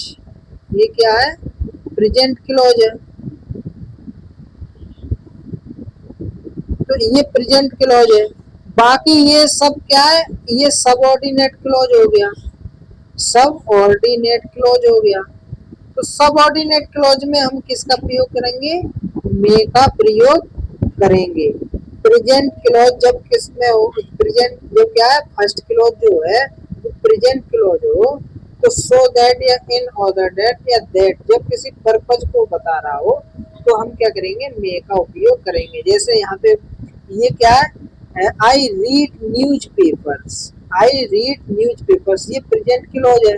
अब यहाँ पे सबऑर्डिनेट क्लॉज के साथ में हम मे का प्रयोग इसलिए कर रहे हैं क्योंकि ये हमारे न्यूज़पेपर पढ़ने के पर्पज को बता रहा है, इम्प्रूव माई इंग्लिश। तो I read newspaper so that या इन ऑर्डर दैट या that I may improve my English. तो ये क्या है, ये समाचार पत्र पढ़ने के उद्देश्य के बारे में बात कर रहा है। अब हम क्या है, अब हम पढ़ेंगे, हम वृक्षारोपण करते हैं। तो ये भी प्रेजेंट क्लॉज है ना, हम करते हैं। तो आई प्लांट ट्रीज, आई प्लांट ट्रीज, ताकि के लिए क्या आएगा यहाँ पे, सो दैट भी लगा सकते हैं हम, इन ऑर्डर दैट भी लगा सकते हैं, और दैट भी लगा सकते हैं। तीनों का अर्थ एक ही है। तो क्या है, हम वृक्षारोपण कर सकते हैं, we plant trees so that people may get oxygen, may get oxygen. तो इसके पर्पज क्या हो गया, यहाँ पे मे क्यों आया, क्योंकि ऑक्सीजन मिल सके, इसीलिए हम मे का उपयोग कर रहे हैं ना। तो ये पर्पज बता रहा है ना कि पेड़ लगाने का उद्देश्य क्या था, ऑक्सीजन ले, ऑक्सीजन मिल सकने के लिए हमने क्या करा, हमने क्या करा, मे का उपयोग करा। अब क्या है, अब यहाँ पे है तीसरा, वह चश्मा पहनती है ताकि स्पष्ट देख सके। अब इसमें आ रहा है वह चश्मा पहनती है ताकि स्पष्ट देख सके। तो she wears glasses so that she may see clearly. तो सी बी एस क्लासेस, इतना वाला पार्ट क्या हो गया, प्रेजेंट क्लॉज हो गया। सो दैट या इन अदर दैट ये ताकि के लिए हो गया। बाकी सबऑर्डिनेट क्लॉज में क्या आएगा, मे का उपयोग करेंगे। तो मे क्या है, मे क्या है, उद्देश्य के बारे में बात कर रहा है। तो यहाँ पे मे सी क्लियरली, तो वह चश्मा पहनती ताकि स्पष्ट देख सके। She be s glasses so that she may see clearly. And वे शीघ्र निकलते हैं ताकि ट्रेन पकड़ सकें। अब यहाँ पे सेंटेंस है वे शीघ्र निकलते हैं ताकि ट्रेन पकड़ सके, तो they leave early so that they may catch the train. तो इस तरीके से हमने क्या हुआ, इस तरीके से हमने मे का उपयोग किया है, पर्पज को दर्शाने के लिए भी हमने कर लिया, लेकिन हम सबऑर्डिनेट क्लॉज में ही उपयोग करेंगे, ना कि पहले। अगर पहले प्रेजेंट टेंस का क्लॉज है तो उसके बाद सो दैट या in order that plus subject plus may plus verb का फर्स्ट फॉर्म। तो ये वाला फॉर्मूला आप याद कर लेना और आराम से फिर क्या है इसको नोट्स पे लिख करके याद करके और फिर प्रैक्टिस करना, इन सेंटेंसेस को देखना और फिर खुद से भी बनाने की कोशिश करना। अब हम थोड़ा सा और आगे बढ़ते हैं। अब क्या है, अब हम देखेंगे डिग्री ऑफ पॉसिबिलिटी में और माइट, में और माइट का थोड़ा कंपैरिजन करेंगे हम यहाँ पे। तो हमने क्या बताया, जो डिग्री ऑफ पॉसिबिलिटी है मे और माइट का, उसके बारे में हम थोड़ा देखेंगे। तो मे जो है वो स्ट्रॉन्ग या मॉडरेट पॉसिबिलिटी के बारे में बात करता है, जबकि माइट जो है वो वीक या रिमोट पॉसिबिलिटी के बारे में बात करेगा। समझ में आया? जैसे संभावना का स्तर इसमें क्या होगा, मे वाले सेंटेंस में थोड़ा सा ज्यादा होगा, जबकि यहाँ पे जो पॉसिबिलिटी का जो एवरेज जो परसेंटेज होगा वो कम होगा। यानी किसी भी काम को करने में जब थोड़ी अधिक संभावना हो, 50 से 60% अधिक संभावना हो, जरूरी नहीं कि वो हो जाएगा, पर संभावना तो है ना 50 से 60% की, तो हम मे का उपयोग करते हैं। हम पहले ही बता चुके हैं। जैसे एग्जाम्पल है यहाँ पे, the sky is cloudy it may rain today. तो जो स्काई है वो क्लाउडी है और वो क्या है, आज बारिश होने की क्या है, संभावना है। इट मे रेन टूडे, तो ये क्या है, ये मॉडरेट पॉसिबिलिटी है, थोड़ी सी स्ट्रांग पॉसिबिलिटी के बारे में बात कर रहा है। किसके कंपैरिजन में, माइट के। ये माइट क्या है, वीक या रिमोट पॉसिबिलिटी हमें दिखाना हो तो हम किसका उपयोग करेंगे, माइट का उपयोग करेंगे। जैसे संभावना का स्तर बहुत कम, 10 से 20% हो, जैसे the sky is clear but it might rain today, मतलब आकाश क्लियर है लेकिन जो बारिश होने की संभावना है वो बहुत ही कम है, बहुत कम, ना के बराबर, 10 से 20% मुश्किल। तो इसके लिए हम क्या करेंगे, माइट का उपयोग करेंगे। अब हम थोड़ा कॉन्सेप्ट नंबर 6 समझते हैं।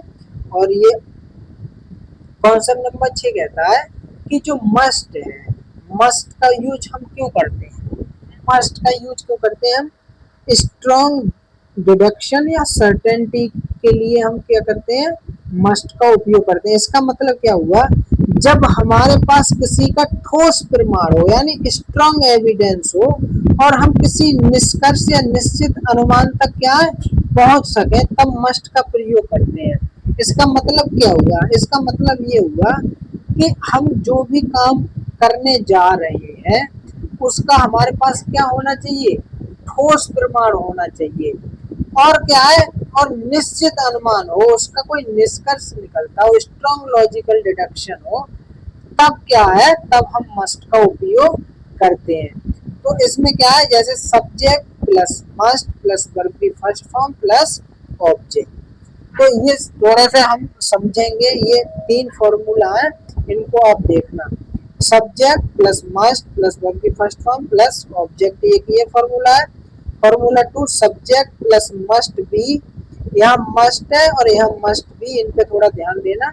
Subject plus must be plus noun या एडजेक्टिव, और subject plus must be plus verb की फर्स्ट फॉर्म, ये कॉन्टिन्यूअस स्टेट को बताएगा, तब हम यूज करेंगे।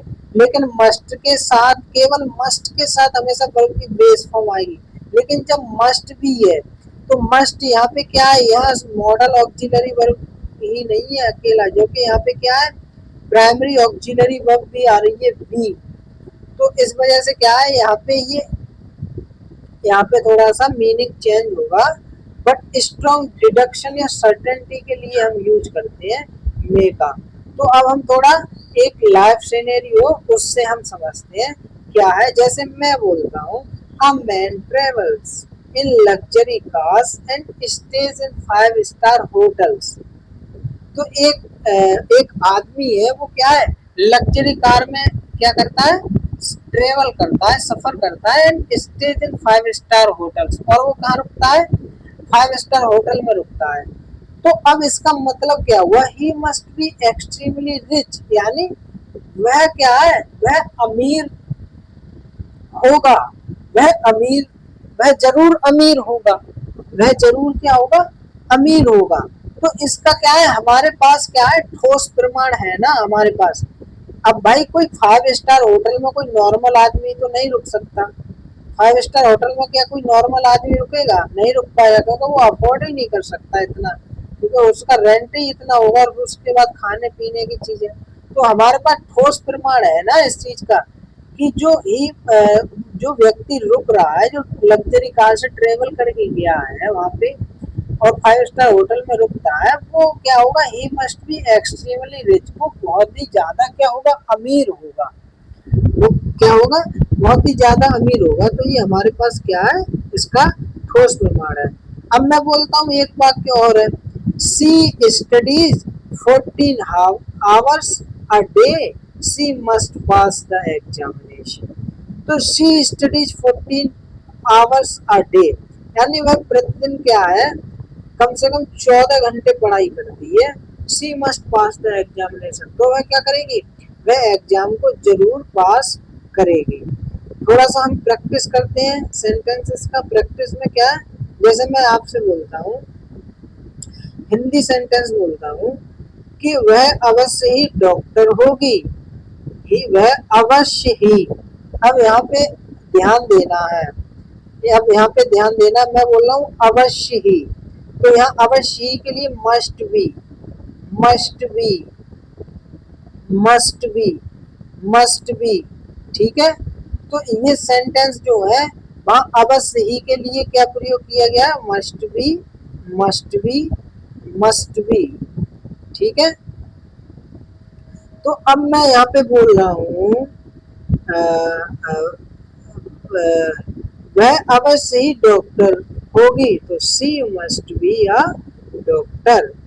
वह अवश्य ही महंगा होगा, it must be expensive, it must be expensive. तुम अवश्य ही थके हुए होगे, यू मस्ट बी टायर्ड। वह अवश्य ही सही उत्तर होगा, this must be the correct answer. वह अवश्य ही कठिन परिश्रम करता होगा, he must work very hard. बच्चा अवश्य ही सो रहा होगा, the child must be sleeping. And वे घर पहुंच गए होंगे। तो ये क्या है, ये क्या है, जब वे घर जा रहे थे लेकिन अब वो घर पहुंच गए। तो अब क्या है, इसके साथ हैव का प्रयोग हुआ है। तो और हैव का जब प्रयोग होगा तो यहाँ पे वर्ब का थर्ड फॉर्म भी हम उपयोग करेंगे। तो he must have, they must have reached. अब हम थोड़ा सा और आगे बढ़ते हैं और आगे एक सेंटेंस आप थोड़ा सा रिवीजन कर लेते हैं। तो हमने जो अभी मस्ट वाला जो समझाया था, जब स्ट्रॉन्ग डिडक्शन को हम दर्शाते हैं तो हम इसका यूज करते हैं। अब ये स्ट्रक्चर है, इसको ध्यान में रखना है, ऐसा नहीं है भूल जाओ। तो यहाँ पे क्या है, मस्ट बी प्लस नाउन या एडजेक्टिव। तो इसका यूजेज या मीनिंग क्या होगा, जब ऐसा आए वाक्य में अवश्य या कोई काम जरूर होगा, ऐसी कोई अवस्था आए, जैसे मैं बोलता हूँ ही मस्ट बी वेल्थी, तो ही मस्ट बी, वह जरूर क्या होगा, वेल्थी होगा, वेल्थी होगा यानी अमीर होगा। मस्ट प्लस वर्ब की फर्स्ट फॉर्म, तो मस्ट प्लस वर्ब की फर्स्ट फॉर्म अवश्य करता होगा। ये हैबिट या एक्शन के बारे में बात कर रहा है, तो सी मस्ट स्टडी हार्ड, सी मस्ट स्टडी हार्ड। जब हैबिट या एक्शन के बारे में बात हो रही हो तो हम मस्ट के साथ वर्ब की फर्स्ट फॉर्म यूज करेंगे। तो she must study hard. Must be plus verb की आई एन जी, अवश्य कर रहा होगा। अब ये क्या है, कॉन्टिन्यूअस स्टेट के बारे में बात कर रहा है, तो यहाँ क्या होगा, मस्ट की जगह मस्ट बी प्लेइंग और आईएनजी फॉर्म लग जाएगी, यानी वह काम क्या है, अभी चल रहा होगा या निकट भविष्य में चल रहा होगा, तो अवश्य कर रहा होगा। मस्ट है प्लस वर्ब की थर्ड फॉर्म अवश्य किया होगा, यानी पास्ट डिडक्शन के बारे में हमें बात करना है, यानी कोई काम पूरा हो गया होगा तो उसके लिए हम काम करते हैं। इस मस्ट हैव रेन्ड, यानी बारिश हुई होगी, बारिश हुई होगी, तो ये क्या है, पास्ट की डिडक्शन के बारे में बात करता है। अब मे का प्रयोग हम क्या है, मे का प्रयोग हम कर सकते हैं पोलाइट परमिशन के लिए। जब हम पोलाइट परमिशन के लिए भी मे का उपयोग करते हैं, जब किसी से अत्यधिक नम्रता, यानी बहुत ही नम्रता पूर्वक बात करनी हो, शिष्टाचार दिखाना हो या औपचारिक सम्मान के साथ अनुमति मांगनी हो, तब हम मे का प्रयोग वाक्य के प्रारंभ में करते हैं। किसमें, वाक्य के प्रारंभ में करते हैं। तो ये भाई हो गया वैसे हिसाब है थोड़ा ऑप्टेटिव सेंटेंस वाला। जैसे ऑप्टेटिव सेंटेंस में हम मे का उपयोग शुरू में करते थे सब्जेक्ट के, वैसे ही मे का उपयोग हम यहाँ पे भी करते हैं। तो यहाँ पे क्वेश्चन मार्क लगेगा, यहाँ पे क्या है, क्वेश्चन मार्क लगेगा, क्योंकि ये इंटेरोगेटिव, जब हम किसी से अनुमति मांगेंगे, जैसे मैं कहूंगा मे आई कम इन सर, तो ये क्या है, ये कोई, मैं किसी से अनुमति मांग रहा हूँ ना, तो अनुमति मांग रहा हूँ, इसका मतलब मैं उनसे क्वेश्चन करूंगा, तो क्वेश्चन करूंगा तो मे प्लस सब्जेक्ट प्लस वर्ब की first form plus object plus question mark. तो ये ऑप्टेटिव सेंटेंस में क्या करते थे हम, एक्सक्लेमेटरी मार्क का यूज करते थे। वो इंटेरोगेटिव सेंटेंस नहीं था, वो क्या है, वो जब ब्लेसिंग्स, विश, प्रेयर या उस चीज ऐसी फीलिंग्स को हमें व्यक्त करना होता था, तब हम मे का उपयोग पहले करते थे सब्जेक्ट से। जैसे यहाँ पे तो ये वाला फॉर्मूला आप याद कर लेना, क्या है, जब भी आप पोलाइट परमिशन लेनी हो, मे फॉर पोलाइट परमिशन का यूज है, यानी जब आप किसी से शिष्टाचार या औपचारिक सम्मान के साथ अनुमति मांगते हैं, तब हम मे का प्रयोग करते हैं। लेकिन ये बाकी के प्रारंभ में मे का यूज होगा, तो मे प्लस सब्जेक्ट प्लस वर्ब का first form plus object plus question mark. जैसे मैं बोलता हूँ, क्या मैं अंदर आ सकता हूँ श्रीमान, मे आई कम इन सर, मे आई कम इन सर, तो मे आई कम इन सर क्या है, मैं अनुमति परमिशन मांग रहा हूँ ना, तो मे आई कम इन सर स्ट्रक्चर क्या है, मे प्लस सब्जेक्ट प्लस वर्ब की फर्स्ट फॉर्म या base form plus object plus question mark. आप हमेशा इंटेरोगेटिव सेंटेंस बना रहे हो तो हमेशा क्वेश्चन मार्क का या करने मत भूल जाना, नहीं तो सेंटेंस गलत हो जाएगा, अर्थ अलग दूसरा निकलेगा फिर उसका। अब मैं बोलता हूँ, क्या मैं आज जल्दी जा सकता हूँ, may I leave early today, may I leave early today, ये भी क्या है, मैं परमिशन ही तो मांग रहा हूँ, अनुमति ही तो मांग रहा हूँ। क्या मैं आपकी पुस्तक ले सकता हूँ, I may I borrow your book, may I borrow your book, उसके लिए हम उपयोग करते हैं। अब सुपरफ्लूअस एक्सप्रेशंस, जैसे थोड़ा सा क्रिटिकल रूल है, इसमें हम थोड़ा पढ़ेंगे, जो यू जो मे है या माइट है, मे या माइट है, उसके साथ हमेशा हमेशा पॉसिबली या लाइकली का यूज नहीं करेंगे, क्योंकि मे और माइट जो है वह स्वयं ही क्या है, पॉसिबिलिटी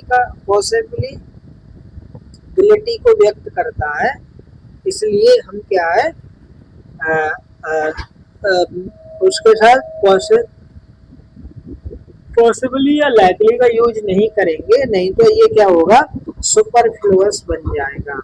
ये बात कैसा होगा, सुपरफ्लुअस बन जाएगा, यानी जरूरत ना होते हुए भी अनावश्यक हम चीजों को पुनरावृत्ति कर रहे हैं, यानी रिडंडेंट हो जाता है वो। अब जैसे मैं यहाँ बोल रहा हूँ, जैसे ये वाक्य है, थोड़ा सा इनकरेक्ट या सुपरफ्लुअस यहाँ पे एग्जाम्पल है, जैसे दे रहे हैं ही में पॉसिबली अराइव टुडे, तो ये गलत हो गया क्योंकि मैं खुद ही पॉसिबिलिटी या अनसर्टेनिटी को व्यक्त करता है या लाइकली को व्यक्त करता है, तो यहाँ पॉसिबली को प्रयोग करना उचित नहीं है। तो हम यहाँ ही में अराइव टुडे ही प्रयोग हो, जैसे ही the might possibly win the match, the might possibly win the match, यानी यहाँ 10 से 20% संभावना है, तो यहाँ पे क्या है, यहाँ पे भी पॉसिबिलिटी का यूज करना उचित नहीं है। They might win the match, क्योंकि माइट ही इस चीज को व्यक्त कर रहा है, 10 से 20% संभावना यही दिखाता है। तो उनके साथ दो वजह वाक्य को सुपरफ्लुअस बनाने के लिए हम में पॉसिबली या लाइकली शब्द जैसे शब्दों का यूज नहीं करते हैं। इनकरेक्ट सेंटेंस हो गया इट में लाइकली रेन टुनाइट, इट में लाइकली रेन टुनाइट, तो इट में लाइकली रेन टुनाइट जो है इसके साथ भी हम क्या है यहाँ पे लाइकली का उपयोग नहीं करेंगे क्योंकि ये स्वयं में ही पॉसिबिलिटी को बता रहा है, तो हम इसको यूज नहीं करेंगे। अब जैसे यहाँ पे तो क्या है इट में रेन टुनाइट, यहाँ शुद्ध बाकी क्या हो गया इट में रेन टुनाइट। अब हम थोड़ा सा और आगे बढ़ेंगे और हम कई रूल्स हैं मस्ट के, उनको भी हम थोड़ा सा और डिटेल में समझेंगे। अब क्या है, अब हम मस्ट का जो रूल है वो हम बहुत अच्छी तरीके से समझेंगे, और मस्ट को जब हम समझेंगे तो उसमें क्या है, मस्ट जो है वो कंपल्सन या ऑब्लिगेशन के बारे में भी बात करता है, कठोर अनिवार्यता या बाध्यता के बारे में बात करता है। कठोर अनिवार्यता या बाध्यता का मतलब क्या है, तो जब भी हम मस्ट का प्रयोग करेंगे तो किसी काम को करना जब बहुत आवश्यक हो या बहुत ही ज्यादा बाध्यकारी हो, यानी उसे करना ही चाहिए या करना अनिवार्य है या जरूर करना है, अगर जब ऐसी बात आए जैसे करना ही चाहिए, करना अनिवार्य है, जरूर करना है, तो क्या है, तो हम मस्ट का उपयोग करते हैं। रूल नंबर 1 ये बोलता है, तो मस्ट का उपयोग क्या है, कंपल्सन या ऑब्लिगेशन के को बताने के लिए भी, कठोर अनिवार्यता या बाध्यता प्रकट हो रही हो तो हम क्या करते हैं, मस्ट का उपयोग करते हैं। स्ट्रॉन्ग ऑब्लिगेशन या नेसेसिटी, जैसे यहाँ पे ये जो फॉर्मूला है आप इसको याद कर लीजिए। ये फॉर्मूला क्या है, subject plus must plus verb की फर्स्ट फॉर्म प्लस ऑब्जेक्ट, तो हमेशा मस्ट के बाद हमेशा वर्ब की फर्स्ट फॉर्म आती है, यानी बेस फॉर्म। फर्स्ट फॉर्म क्या होती है, बेस फॉर्म होती है। फर्स्ट फॉर्म क्या होती है, बेस फॉर्म होती है। तो subject plus must plus verb की फर्स्ट फॉर्म प्लस ऑब्जेक्ट। अब हम थोड़ा सा आगे चलते हैं। अब हम क्या है यहाँ पे थोड़ा एग्जाम्पल के द्वारा समझेंगे। जैसे मैं आपसे बोलता हूँ कि तुम्हें नियमों का पालन करना ही चाहिए, तो यहाँ क्या है, ये स्ट्रॉन्ग ऑब्लिगेशन के बारे में बात हो रही है ना, यानी कठोरता पूर्वक ये क्या है बोल रहा है, कठोरता पूर्वक बोल रहा है, यानी ये ऑब्लिगेशन अनिवार्यता या बाध्यता प्रकट कर रहा है कि तुम्हें नियमों का पालन करना ही चाहिए, तो you must follow the rules. और हमने क्या बता दिया, मस्ट मॉडल ऑक्सिलरी वर्ब। अब तो आपको इतना आ ही गया होगा कि मॉडल ऑक्सिलरी जो वर्ब्स होते हैं उनके साथ हमेशा वर्ब का फर्स्ट फॉर्म ही आता है या बेस फॉर्म ही आता है। तो you must follow the rule, तुम्हें नियमों का पालन करना ही चाहिए, करना ही चाहिए, इस चीज को पकड़ो। तो ऐसे मैं बोलता हूँ, students must carry their identity cards, विद्यार्थी को पहचान पत्र अवश्य रखना चाहिए। तो यहाँ भी स्ट्रॉन्ग ऑब्लिगेशन के बारे में बात हो रही है। स्ट्रॉन्ग ऑब्लिगेशन का मतलब क्या होता है, कठोर बाध्यता या अनिवार्यता के बारे में बात हो रही है। तो ये बोल रहा है student must carry their identity card, विद्यार्थियों को पहचान पत्र अवश्य रखने चाहिए। जैसे सेंटेंस है you must submit the form today, तुम्हें आज फॉर्म जमा करना ही है। ये भी स्ट्रॉन्ग ऑब्लिगेशन के बारे में बात कर रहा है। तो हम क्या करते हैं, मस्ट का उपयोग करते हैं जब भी हमें स्ट्रॉन्ग ऑब्लिगेशन या स्ट्रॉन्ग कंपल्सन के बारे में बात करनी हो या नेसेसिटी के बारे में बात करनी हो। तो हम किसका उपयोग करेंगे, मस्ट का उपयोग करेंगे। और मस्ट, मे, माइट, मस्ट ये सब हो गए, इनके साथ ये मॉडल ऑक्सिलरी वर्ब्स है और इनके साथ क्या करेंगे, हम वर्ब का बेस फॉर्म या फर्स्ट फॉर्म का ही उपयोग करेंगे। अब हम क्या है, अब हम थोड़ा सा आगे बढ़ते हैं और हम कुछ रियल कॉन्टेक्सचुअल एग्जांपल्स हैं उनको हम समझ लेते हैं। कॉन्टेक्सचुअल एग्जांपल को हम समझते हैं। जैसे मान लो आप एक अभ्यर्थी हैं और आप एग्जामिनेशन देने जा रहे हैं या एग्जाम हॉल में जा रहे हैं, तो आपको क्या होना आपके पास जरूरी है, आपके पास एडमिट कार्ड होना जरूरी है, लाना जरूरी है ना। तो जब ऐसी चीजें को हम करते हैं तो भी हम क्या है, मस्ट का उपयोग करते हैं। तो candidates must carry their admit cards. Traffic rules में भी हम उपयोग करते हैं, you must stop at a red light, लाल बत्ती पर रुकना अनिवार्य है, हर किसी को रुकना अनिवार्य है। तो you must stop at a red light. जैसे ऑफिस में हो आप, तो ऑफिस में you must submit this report by 5 PM, 5 बजे तक रिपोर्ट जमा करना अनिवार्य है। ये क्या है, ये भी ऑब्लिगेशन को भी प्रकट कर रहा है, बाध्यता को प्रकट कर रहा है। Classroom studies must maintain silence during the exam, परीक्षा के दौरान शांत रहना अनिवार्य है। यह भी कहा है, यह स्ट्रॉन्ग एप्लीकेशन है। तो इस चीज को आप क्या है, अच्छे से ध्यान रखिएगा। अब यहाँ पे थोड़ा सा कंपैरिजन दिखाया गया है मस्ट और शुड का। तो मस्ट और शुड का कंपैरिजन हम देख लेते हैं। तो मस्ट और शुड क्या है, मस्ट जो है हमने आपको बता दी स्ट्रॉन्ग ऑब्लिगेशन के लिए, जबकि शुड क्या है, सलाह को प्रकट करने के लिए, एडवाइस देने के लिए, एडवाइस लेने के लिए हम शुड का उपयोग करते हैं। जैसे स्ट्रॉन्ग, जैसे करना ही चाहिए का बोध हो, अवश्य ही करना चाहिए या करना चाहिए। अगर करना ही चाहिए तो ये मस्ट का उपयोग होना चाहिए, और अगर करना चाहिए तो शुड का उपयोग हम कर सकते हैं। कंपल्सरी या नेसेसिटी के बारे में बात करता है, कंपल्सरी या नेसेसरी के बारे में बात करता है, जबकि ये क्या करता है, प्रॉपर या एडवाइजेबल है। ये क्या है, शुड, ऐसा करना चाहिए पर क्या है, श्योरिटी के साथ ये नहीं है कि आप कर ही दो। तो ये एडवाइजेबल है। नो रियल चॉइस, इसमें कोई विकल्प नहीं है। और सम चॉइस है, इसमें कुछ विकल्प होते हैं।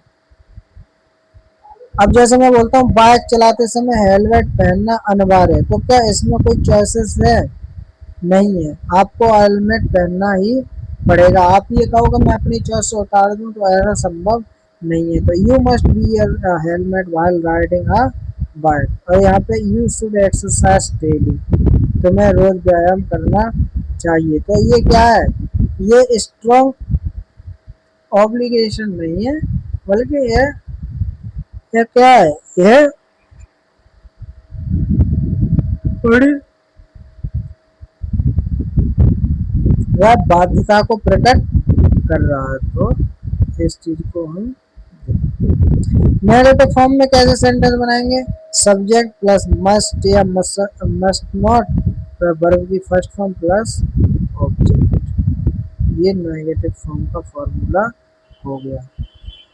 जैसे मैं बोलता हूँ you must not smoke here, तुम्हें यहाँ धूम्रपान नहीं करना चाहिए या सख्त मना है। तो you must not smoke here, ये नेगेटिव फॉर्मूला है, तो ये वाला फॉर्मूला याद करोगे तो ये भी बना लोगे। Student must not use mobile phones during the exam. तो परीक्षा के दौरान मोबाइल फोन इस्तेमाल नहीं करना चाहिए। किसको? स्टूडेंट्स को। स्टूडेंट्स को क्या है? एग्जाम टाइम मोबाइल का उपयोग नहीं करना चाहिए।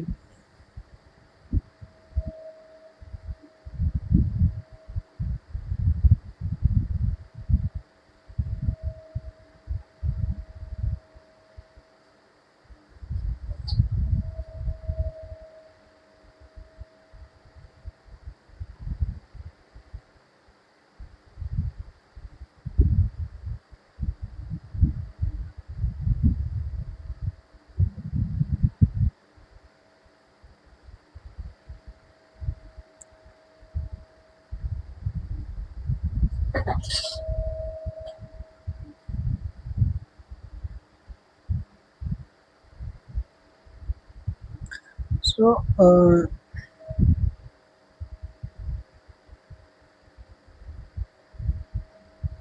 थोड़ा प्रैक्टिस करके हम देख लेते हैं। अब यहाँ पे है 20 सेंटेंस है ये। जैसे मैं बोलता हूँ you must follow the rules, तुम्हें नियमों का पालन करना ही चाहिए। Student must carry their identity cards, विद्यार्थियों को अपने पहचान पत्र अवश्य रखने चाहिए। You must submit the form today, तुम्हें आज फॉर्म जमा करना ही है। Candidates must reach the exam centre on time, अभ्यर्थी को परीक्षा केंद्र पर समय पर पहुंचना ही चाहिए। You must bring your admit card, तुम्हें अपना प्रवेश पत्र अवश्य लाना चाहिए। We must respect our elders, हमें अपने बड़ों का सम्मान करना चाहिए। You must work hard to achieve success, तुम्हें सफलता पाने के लिए कड़ी मेहनत करनी चाहिए। You must stop at a red light, तुम्हें लाल बत्ती पर रुकना ही चाहिए। You must be a helmet while riding a bike, तो बाइक चलाते समय तुम्हें हेलमेट पहनना चाहिए। तो आज हम इसी एक्सस इसी प्रैक्टिस सेट के साथ क्या है हम ख़त्म करते हैं इस लेक्चर को। आप ये भी सेंटेंस हैं, आप इनका स्क्रीनशॉट ले सकते हो और घर पे बैठ करके प्रैक्टिस करना। और हम अगले लेक्चर में क्या है, अगले लेक्चर में हम मस्ट का रूल नंबर 2 देखेंगे। ये बात करेगा fix determination and strong determination के बारे में। आज के लिए धन्यवाद। जय हिंद, जय भारत, जय जवान, जय किसान।